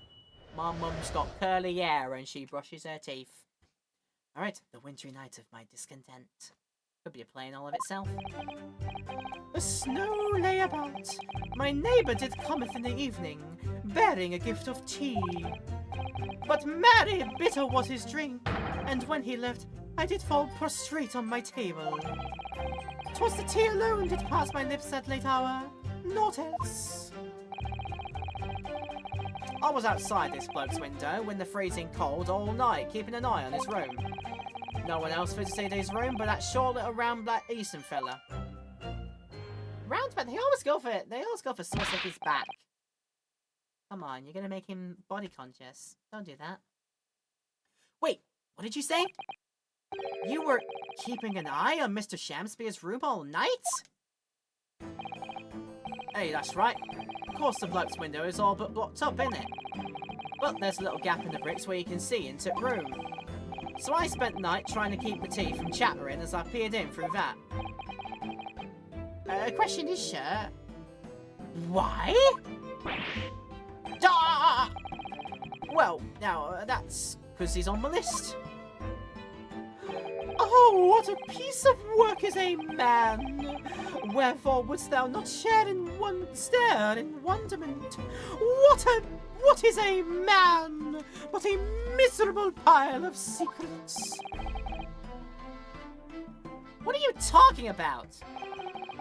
This buzzing busybody hath not part in this play.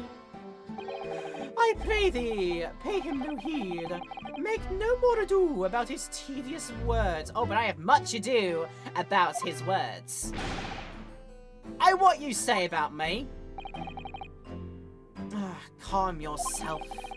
This court is concerned with what happened on the night in question. Nothing more. Indeed, that is so. And as the testimony we have just heard clearly reveals, there was no one other than the accused present at the time who could have carried out this crime. Oh no, they're going like this, they're talking to themselves like this. I think they might be saying some bad things to themselves. Well, I believe this may be the final testimony of the trial.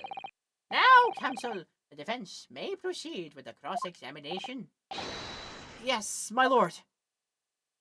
Okay, pulling this apart's gonna be fun. Cross-examination. Right.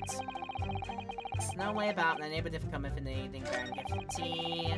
Bitter was his drink, and when he left, I did fall prostrate on my table.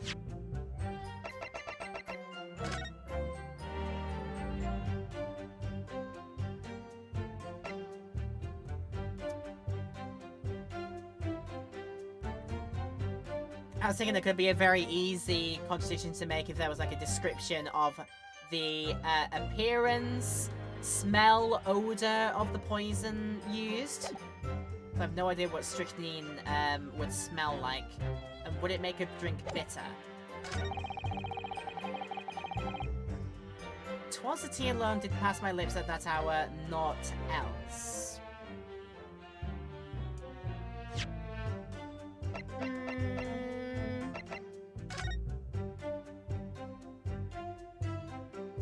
So I've got to ask why, pray tell, thou has a plate, and sat upon said plate is a half-cut, rather roughly cut I should say, bar of soap. you're thinking that ingesting soap could be a counteract to your poisoning thing here? I don't think I'm breaking anything here, so I gotta start pressing again. Hold it! Hold it! To be clear, by neighbor, you're referring to the defendant, Mr. Natsume? Oh, indeed, sire. Perchance thou wouldst call him... Thou wouldst that I call him the man from upstairs. And at what time did the mustachioed Nipponese visit you in your room? Our meeting was promised for the hour of 9, and lo did he come to tender a gift of fragrant tea. The details which are in accordance with the defendant's own testimony, yes. And we were broiled in such a literary debate as history hath not seen before. By which I presume he means...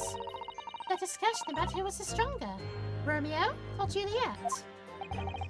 I, Shamspeare, did play the part of young Romeo, whilst my neighbour played the fair Juliet. Each was dressed as would our characters be, to bring weight upon our merry experiment. Oh, I dare not imagine the scene.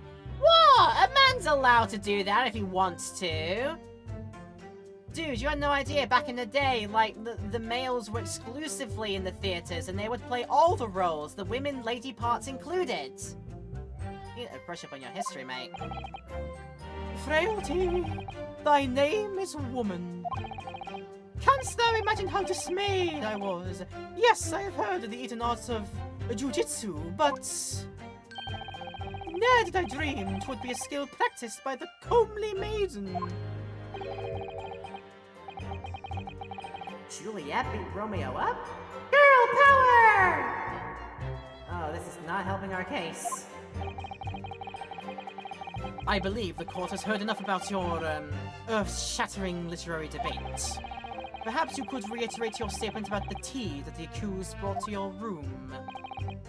Oh, my liege, I am thy servant. Gladly I would do thy bidding. What me must quest about the tea? So, bitter was the drink, and then after he left... When you left? I just fall prostrate on my table. But still, he left at 11. And your autopsy report said that you felt the effects of poison at 1:30 in the morning. 2.5 hours after the fact. There's still a bit to that. Hold it! But anyway, let's press. Hold it! Let me stop you there! Mr. Natsume left your room at 11 o'clock, but it wasn't until after 2 that the poison made you collapse. That amounts to more than 3 hours of missing time.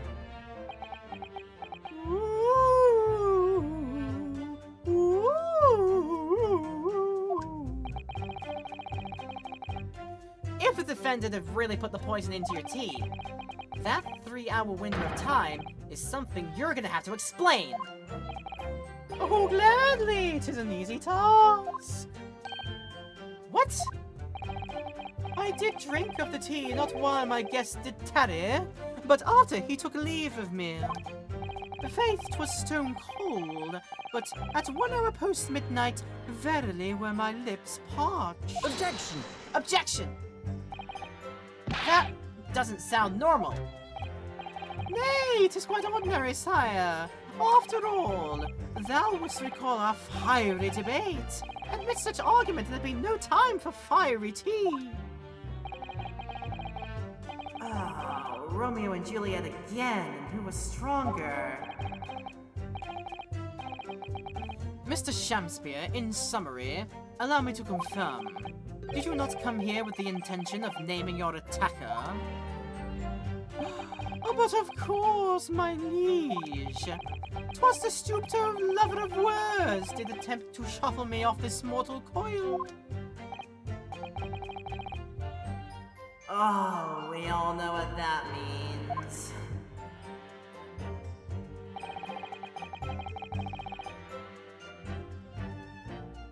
Alright, the tea alone at your late hour.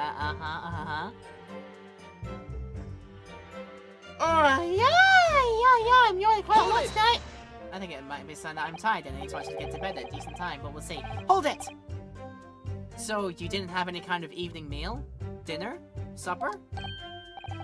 Breakfast? Second breakfast? Ah! Fie on luxury, fie on gluttony. To eat thrice daily is but a waste of time. Sorry?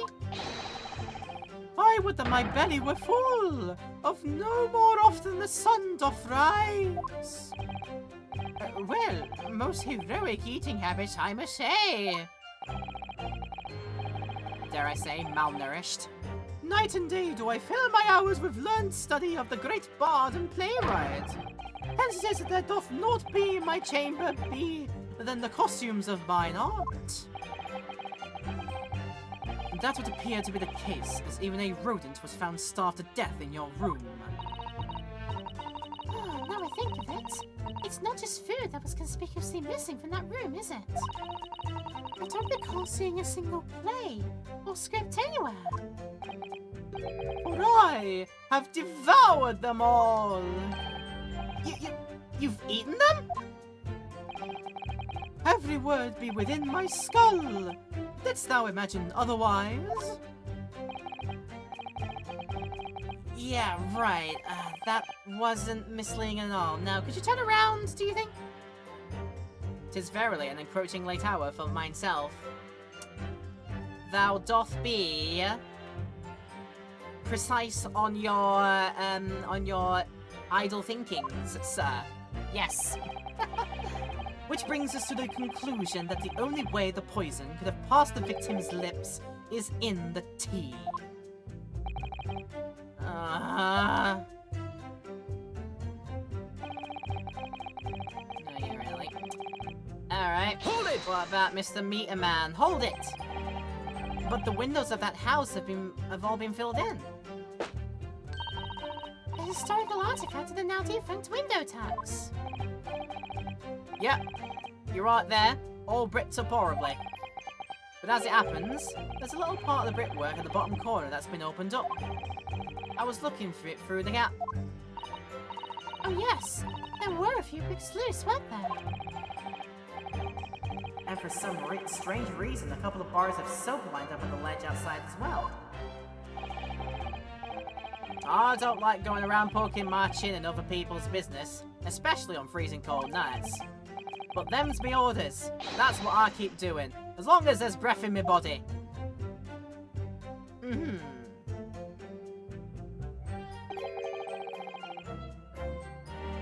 Gosh, what's with all the theatricals today?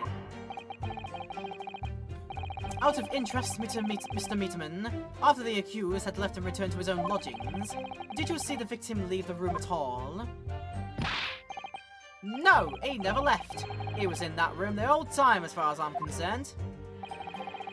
And we can therefore discount the possibility of suicide. Ah!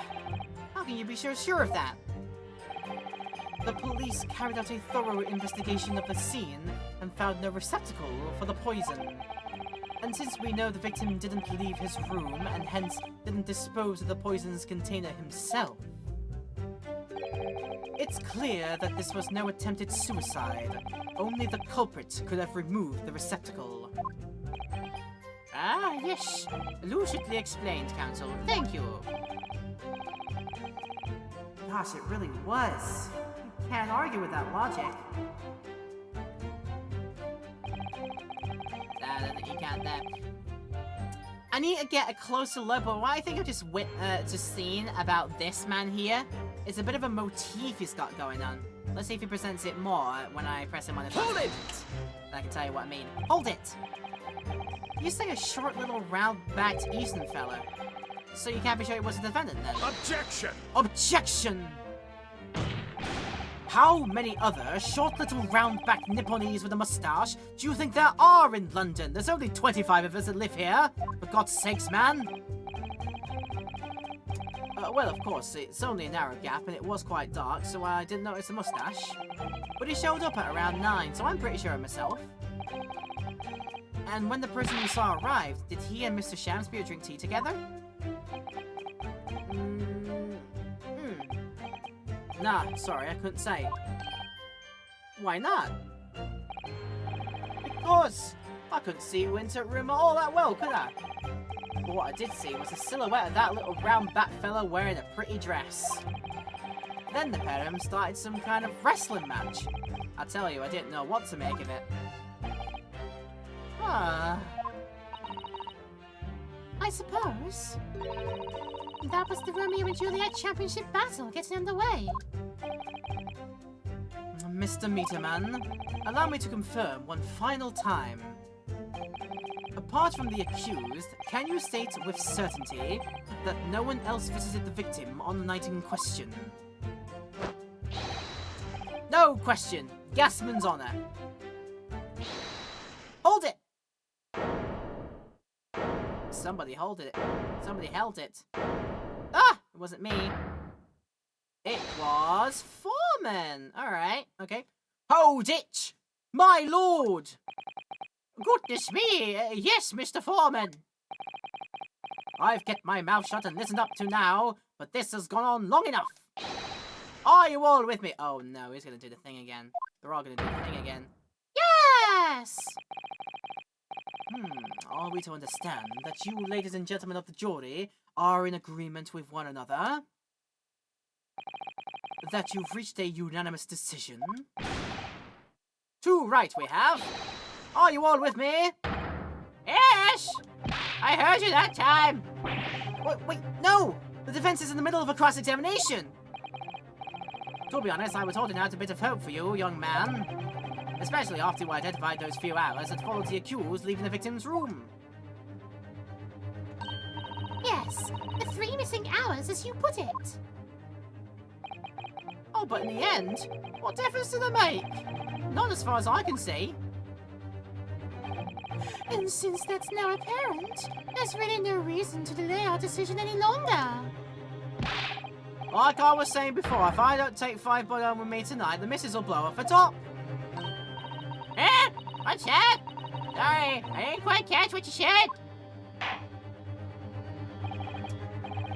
Very well. Let the court be apprised of your decisions. Let the jury be heard. Although I'm not going to like what they say. Ladies and gentlemen of the jury, you will state your leanings as to the defendant's culpability. Say it with me, chat. Guilty! Guilty! Guilty! Guilty! Guilty. Guilty! Guilty! Guilty! Guilty! Guilty!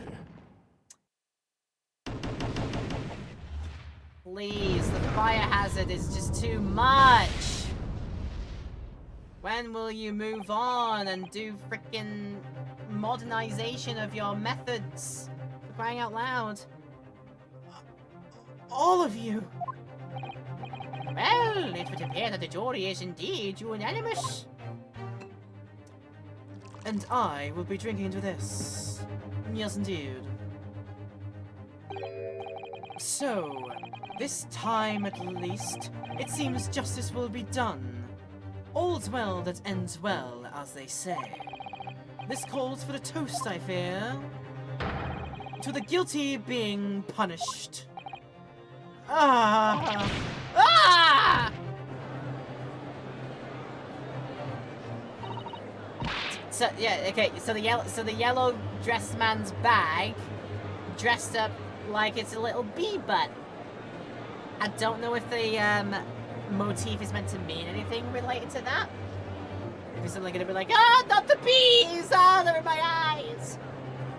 But he's very yellow coded, and the bag dressed up like a bumblebee's behind is like, maybe there's something to that. Get up, Mr. Naruhodo, please! The trial isn't over yet! What do you mean, Miss Susato? Oh, I don't even remember yesterday's. Nah. But what about the information I found in this Encyclopedia of Bookish Lore I have? An obscure right that belongs to the defense in these situations. Remember?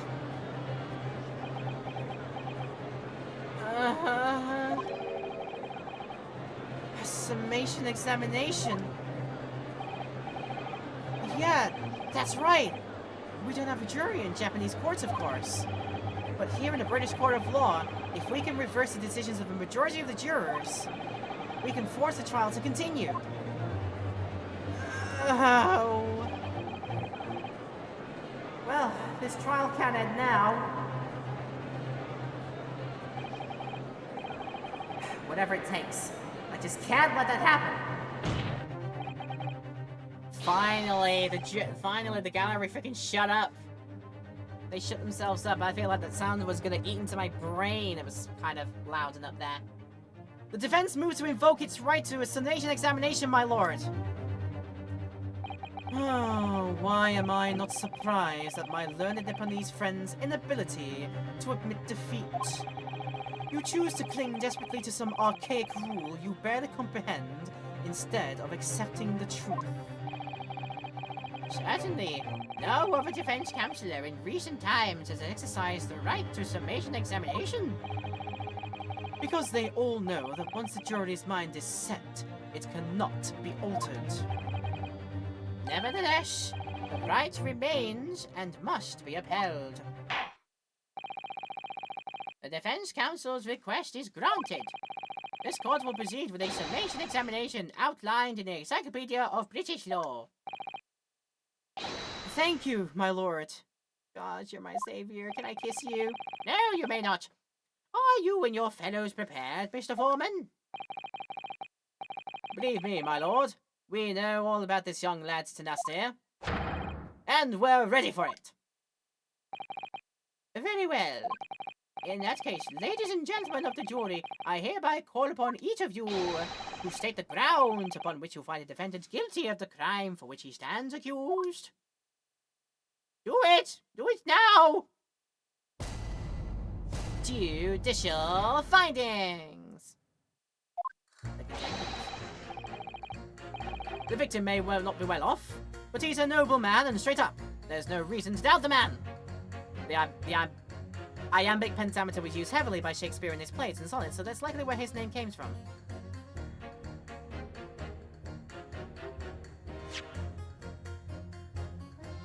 Right, we can take a look at the people that's here. There we go.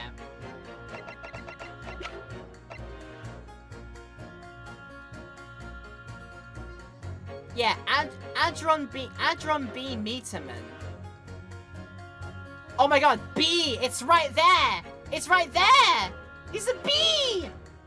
That's why he's dressed up like a bee! Because his middle name starts with a B! Not the bees! It was there all this time. How was I blind to see this? For crying out loud. Well, there we have it.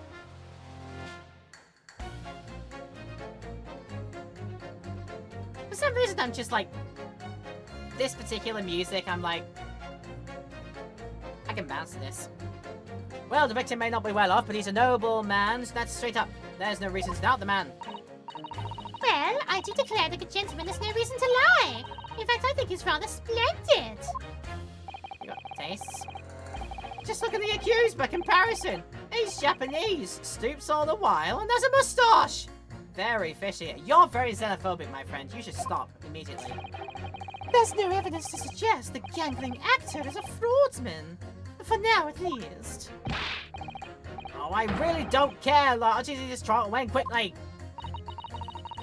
3 hours of missing time is nothing when you reach my age, you know? Nothing at all. Yeah, I think Meter Man could be like he's responsible for reading gas meters. For reasons. Oh. I knew it.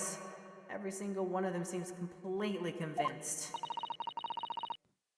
It would seem that all the jurors have come to the conclusion that Mr. Shakespeare is a fine, upstanding, and honest citizen. If you ask me, they've all been bewitched by a strange theatrical movement, and they called me accusing of witchcraft.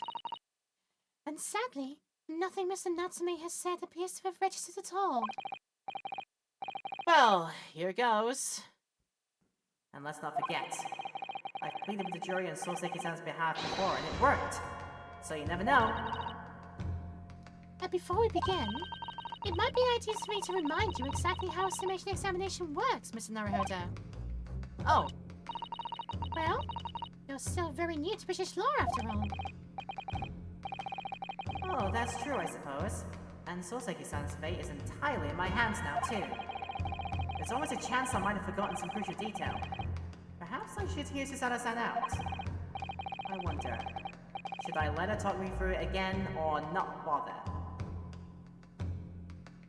Let's keep it here and ponder over if I'm going to do so after we take one more break today, I think. So yes, we're going to do it now. Run the ads in the interim as well for people in the Twitch stream, so let's get ready for that. More likely that I only latched onto Iambic Pentameter due to the Shakespeare elements in the case. Well, I mean, yeah, it's fair enough. It's fair enough, isn't it?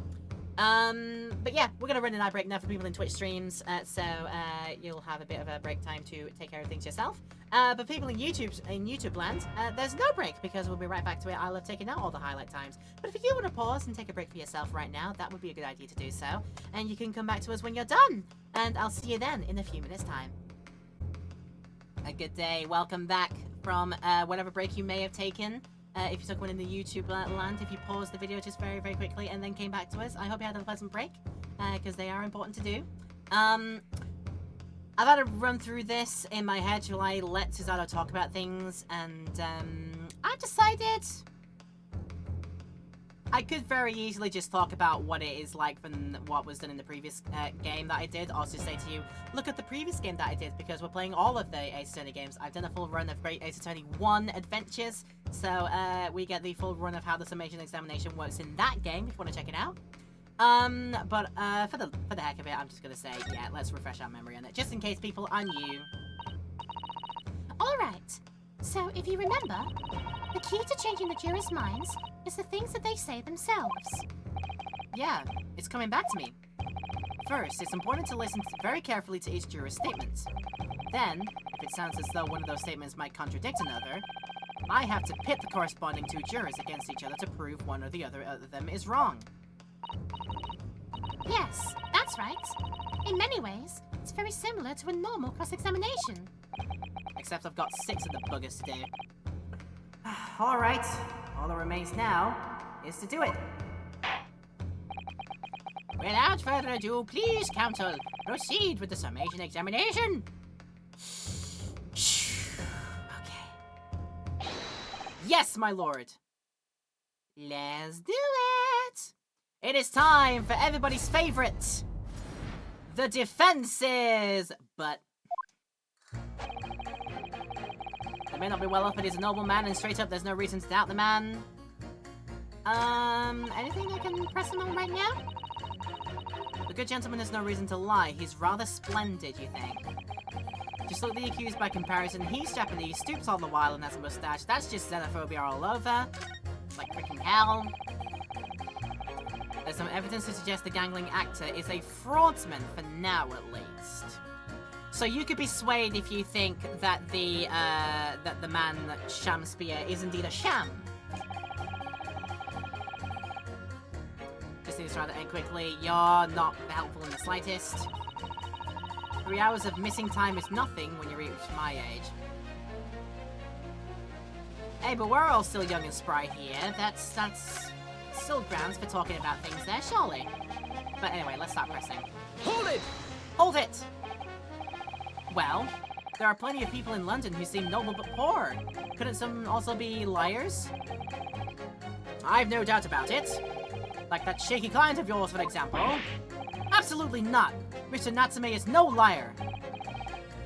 Look, the point is, the only thing that's past the victim's lips that night was that Japanese man's tea. When you take the gasman's testimony into account as well, the truth couldn't be any clearer.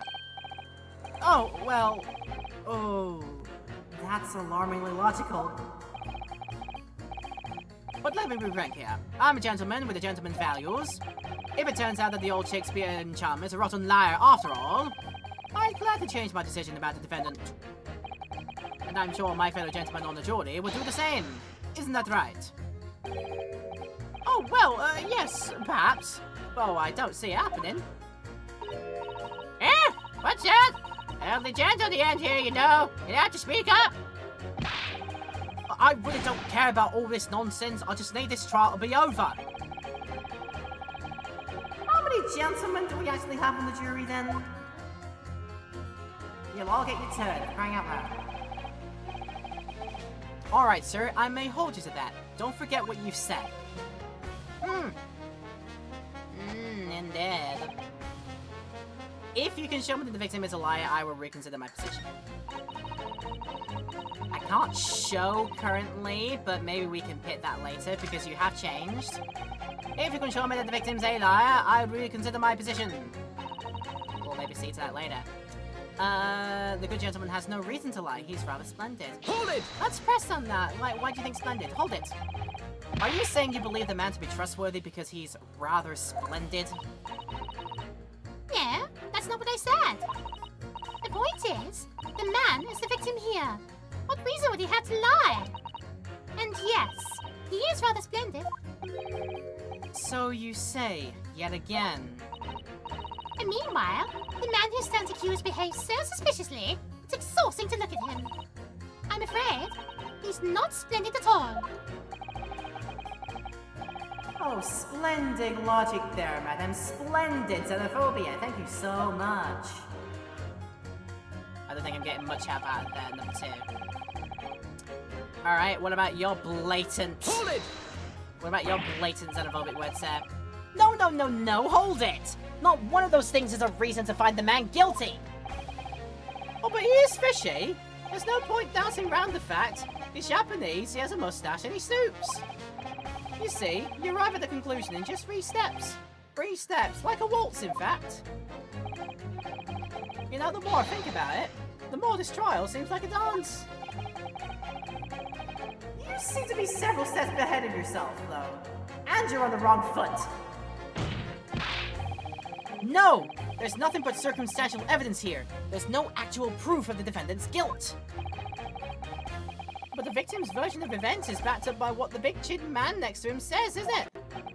1, he saw the Japanese man there. 2, he saw no one else. And 3, he saw the Japanese man there. Oh, that's another 3 steps. Oh, this really does seem more and more like a waltz, doesn't it? Right, and the prosecution will waltz its way to victory if I let you speak much more. Shut up! Ah, but maybe you could be swayed if there is evidence. Hold it! A fraudsman? What do you mean by that, madam?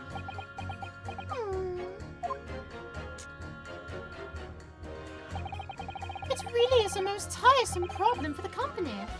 Most irritating. We can be absolutely certain that a customer is stealing from us, but without hard evidence, we can't even threaten to take action for fear of being sued.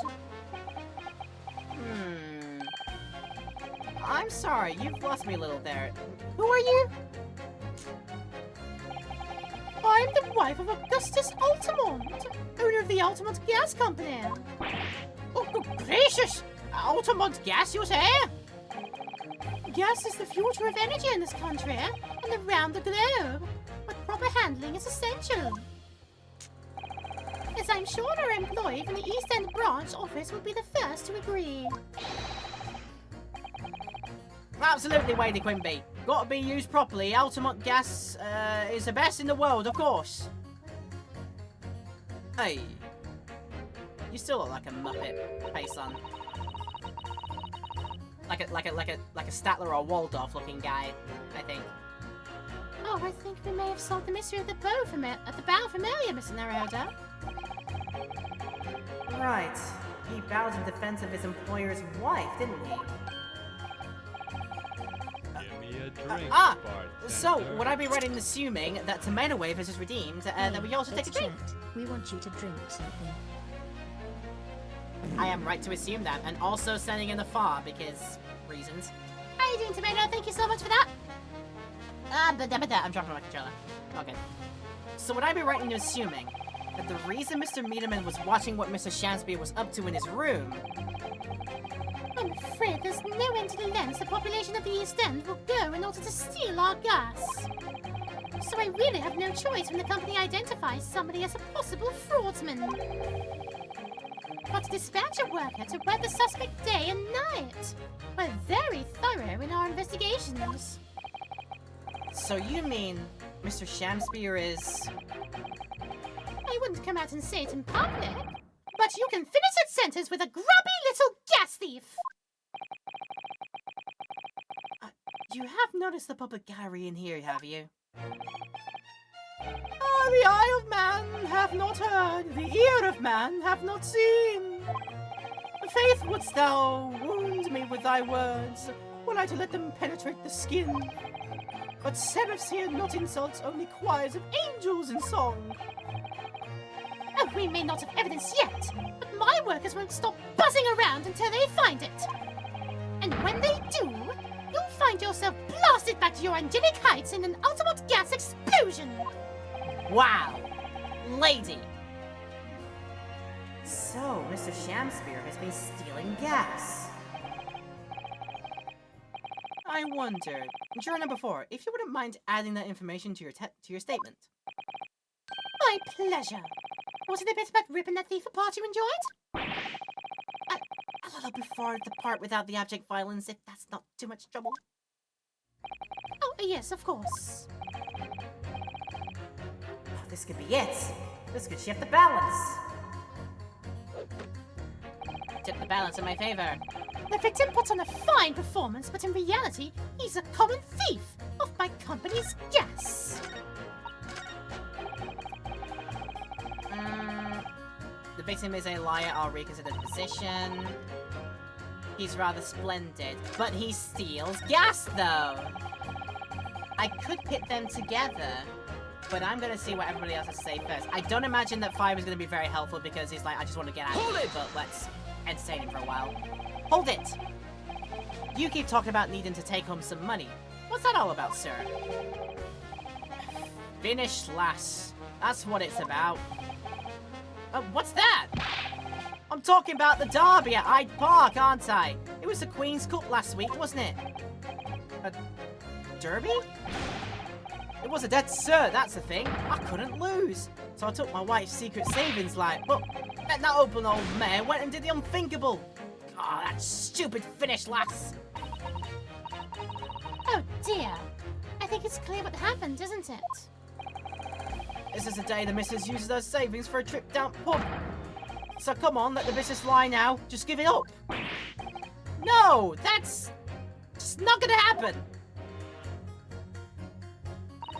Gamble responsibly, or else the enforcement agencies will come.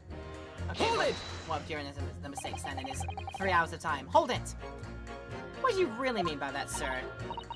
Well, I'm not one to boast, but I get up at 5 every morning, I do. At 5? You're a really early riser then, aren't you? What's that now? I said you're an early riser. Well, I wouldn't say that. I mean, I like to while away the hours in the evening, reading books as well. But by about 2 in the morning, I'm usually too tired to go on. He sleeps at 2 in the morning and gets up at 5? Oh my, that means he only has 3 hours of sleep each night. What's that, dear? Only 3 hours of sleep each night! That's right, you see? 3 hours of missing time, like I said. It's not much, is it? Oh, this really isn't helping. Just talking about the fact that the man can't sleep and needs to probably see a sleep apnea specialist about that. The key to summation examinations is identifying contradictions between jurors' statements, Mr. Naruhodo. Right, and once I found 2 jurors whose statements can't coexist, I need to pit those jurors against each other. Then hopefully, when they see that what they're saying doesn't make sense, they'll change their leaning. Yes, and if you're able to change their minds, the minds of a majority of the jurors, the trial will continue. But conversely, if you're unable to do that, the judge will declare the trial over and move to adjudication. And I can't let that happen. Somehow or other, I have to turn this trial around. Right, we know who we're definitely pitting against each other. If you can show me that the victim's a liar, I'll reconsider my position. We change yours about that says they put on a fine performance. It's a common thief of my company's gas. Which, surely, if I do a competence save first and just make sure, which should surely mean he is not as splendid as you've been led to believe. Try it. Objection! I think I was wrong. They're fundamentally at odds with one another. My lord, as foreman of the jury, I must object. What? Being their leader, it is my duty to stand up for all jurors here present, and stand up for them I will. I concur with the foreman, counsel. I warn you, I shan't abide any pettifoggery. Until you've got your facts straight, keep your pointy fingers to yourself. I thought I did. We're trying to find inconsistencies in these jurors' statements, Mr. Naruhodo. The key to it is comparing the different things they say before attempting to pit them against one another. Alright, I'll have another go. I'll have another go, and I will also, reload that confidence save. Because I'm allowed to. It's fine. Don't even worry about it. We definitely got to pit number 4 with somebody. But with...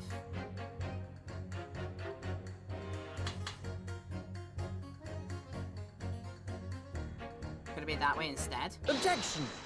Oh, it was. Okay, it was with 1 instead. Those 2 statements clearly contradict each other. Good gracious! To what statements do you refer, counsel? Juror number 1. What are you yelling about, lad? I presume you've heard juror number 4's statement, made by the wife of the owner of Altamont Gas. Well, yes. The victim, who you claim to be a noble, straight-up man, is in fact turning out to be a common thief. So the good lady says, but there's no evidence, is there? You and I both heard him say as such. It's true. We don't have evidence as such, just yet. But the claims aren't baseless, you know. What? You heard me. Seeing as his operation had already been compromised, I would suggest the court hears testimony from our East End branch office employee over there. I'll do whatever you say, milady. Gasman's honour.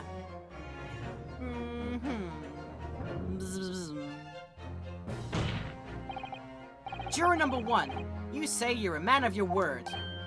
If I could show that Mr. Shamspeare was a liar, you assured me that you would reconsider your decision about the defendant's guilt. Yes, I am playing the thing. I am playing the guilt card on you.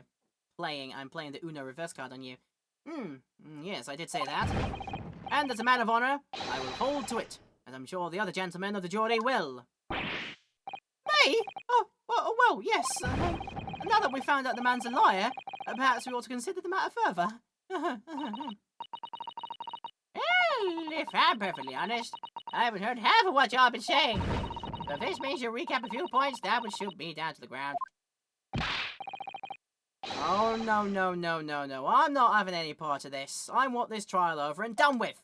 In that case, I shall change my leaning. So, Mr. William Shamspeare, if that is your real name, Mr. Shamspeare, we of the jury demand to know exactly what kind of a man you really are. Bum bum bum bum bum. Ba ba ba ba.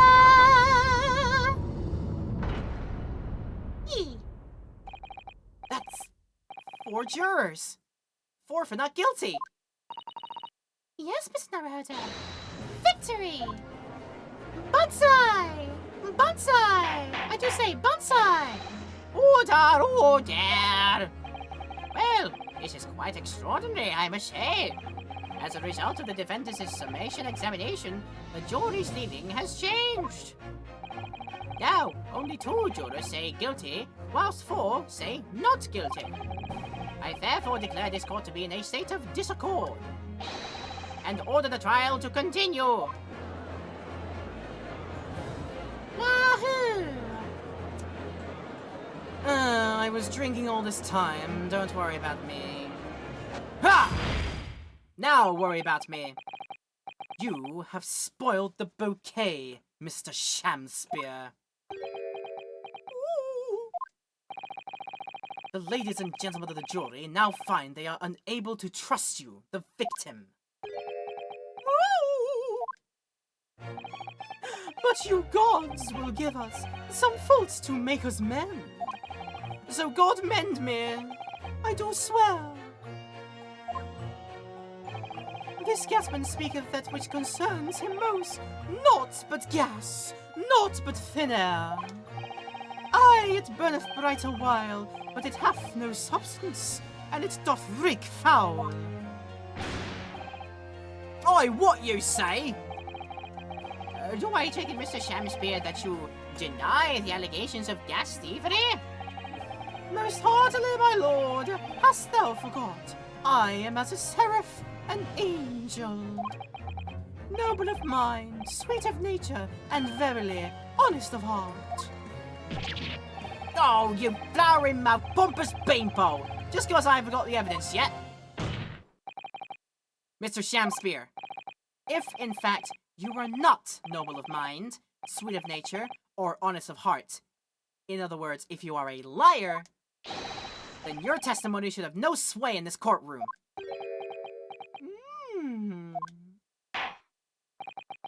It is my considered opinion that at the present time, no other possible culprit of this crime has been identified. All testimony heard by the court thus far heavily implicates the defendant. In short, it would not be unreasonable at this stage for me to rule on the case. Oh no! However, in light of the fact that the jury has expressed concern over the fidelity of this witness, I believe it will be inappropriate for this court not to pursue the point further. Objection! Objection! I assure you, my lord, that would be a waste of the court's time. The gas and this case are unrelated. Juror number 4. Yes? Didn't you say before that although you had no hard evidence to prove this man had been stealing gas, you have strong grounds for suspecting him? That's right, we do. Don't we, worker? Worker B? Absolutely, Lady Quimby. Gasman's honor. Very well then. We will hear your testimony now. You will tell the court precisely why you believe the victim, Mr. William Shamspear, has been stealing gas. Yes, my lord, it will be my pleasure. On the Ultimate's gas name, I was at the... If I may, my lord? Go ahead, madam. This worker's testimony may have a significant bearing on the good name of my husband's company. Therefore, I should like to take a stand alongside him in a supervisory role, if you wouldn't mind. Woohoo! Oh, yes, sweetest, honey. Yeah. Oh, very well. As an exception, I shall honor your request. Thank you, my lord. You wait till the boss gives you an earful. Ooh, it's gonna sting you, mark my words. So, you will both testify before the court on the subject of the illegal consumption of the Ultimate Gas Company's fuel. Yes. Is that clear, my good man? Clear as Altamont gas, milady. Which is the clearest in the world. And that's saying a lot comparatively. Not saying a lot, at least. He's a little too excited about her standing next to him, isn't he, Jess? Yeah? Good old worker bee. Do you think the gas has gone to his head, Mrs. Zato? I think the man is just a very dedicated employee, Miss Naruhodo. Dedicated, he says. Oh, but oh, what a shame! What a shame! What a shame that we've got to stop it here, unfortunately, because I'm running out of time before I really should get to bed now. Oh, but what a shame it is. We are about to have their testimony come up very, very shortly. I'm a confidence save right here and make it to the good. Yes, indeed, we have a confidence save. So, yes. The trial will continue with these glorious cases of being a very happy worker busy bee. I can imagine he's singing. What? Oh my god! This man totally hums to himself on his work path, on his work beat. He totally hums to himself, just like, what a glorious thing to be, a healthy grown-up busy bee, flying away the passing hours. I imagine he absolutely just hums that on his work beat. Okay, but yes, we will get the bees and the bees in our next episode. Then we'll start it off with that.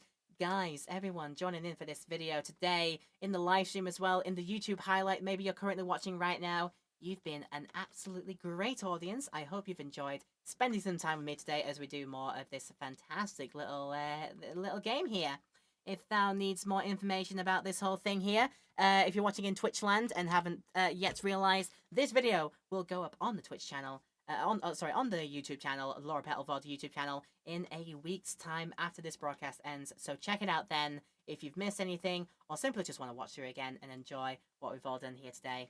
And yeah, with all of that done and said, thank you for watching again in YouTube land. You've been absolutely great audiences. If you've liked what you've seen, do not forget to let me know if you'd like to by leaving likes and comments down below. Maybe even hitting the subscribe button and the bell too to get push notifications for future uploads in this series, plus other series coming up very, very soon. I am very excited to give you some more stuff in the future. So if you want to join me on that journey, you know what to do. Check out all the other links I've got for my socials and things like that in the description. And with all of that said and done, we will continue this busy bee of a case next time out. Stay and stay awesome, everyone, and we'll see you for another edition of The Great 8-22 coming your way very, very soon, if it's not there already. Until next time, guys, have a nice day, love y'all so much, and take care of yourselves.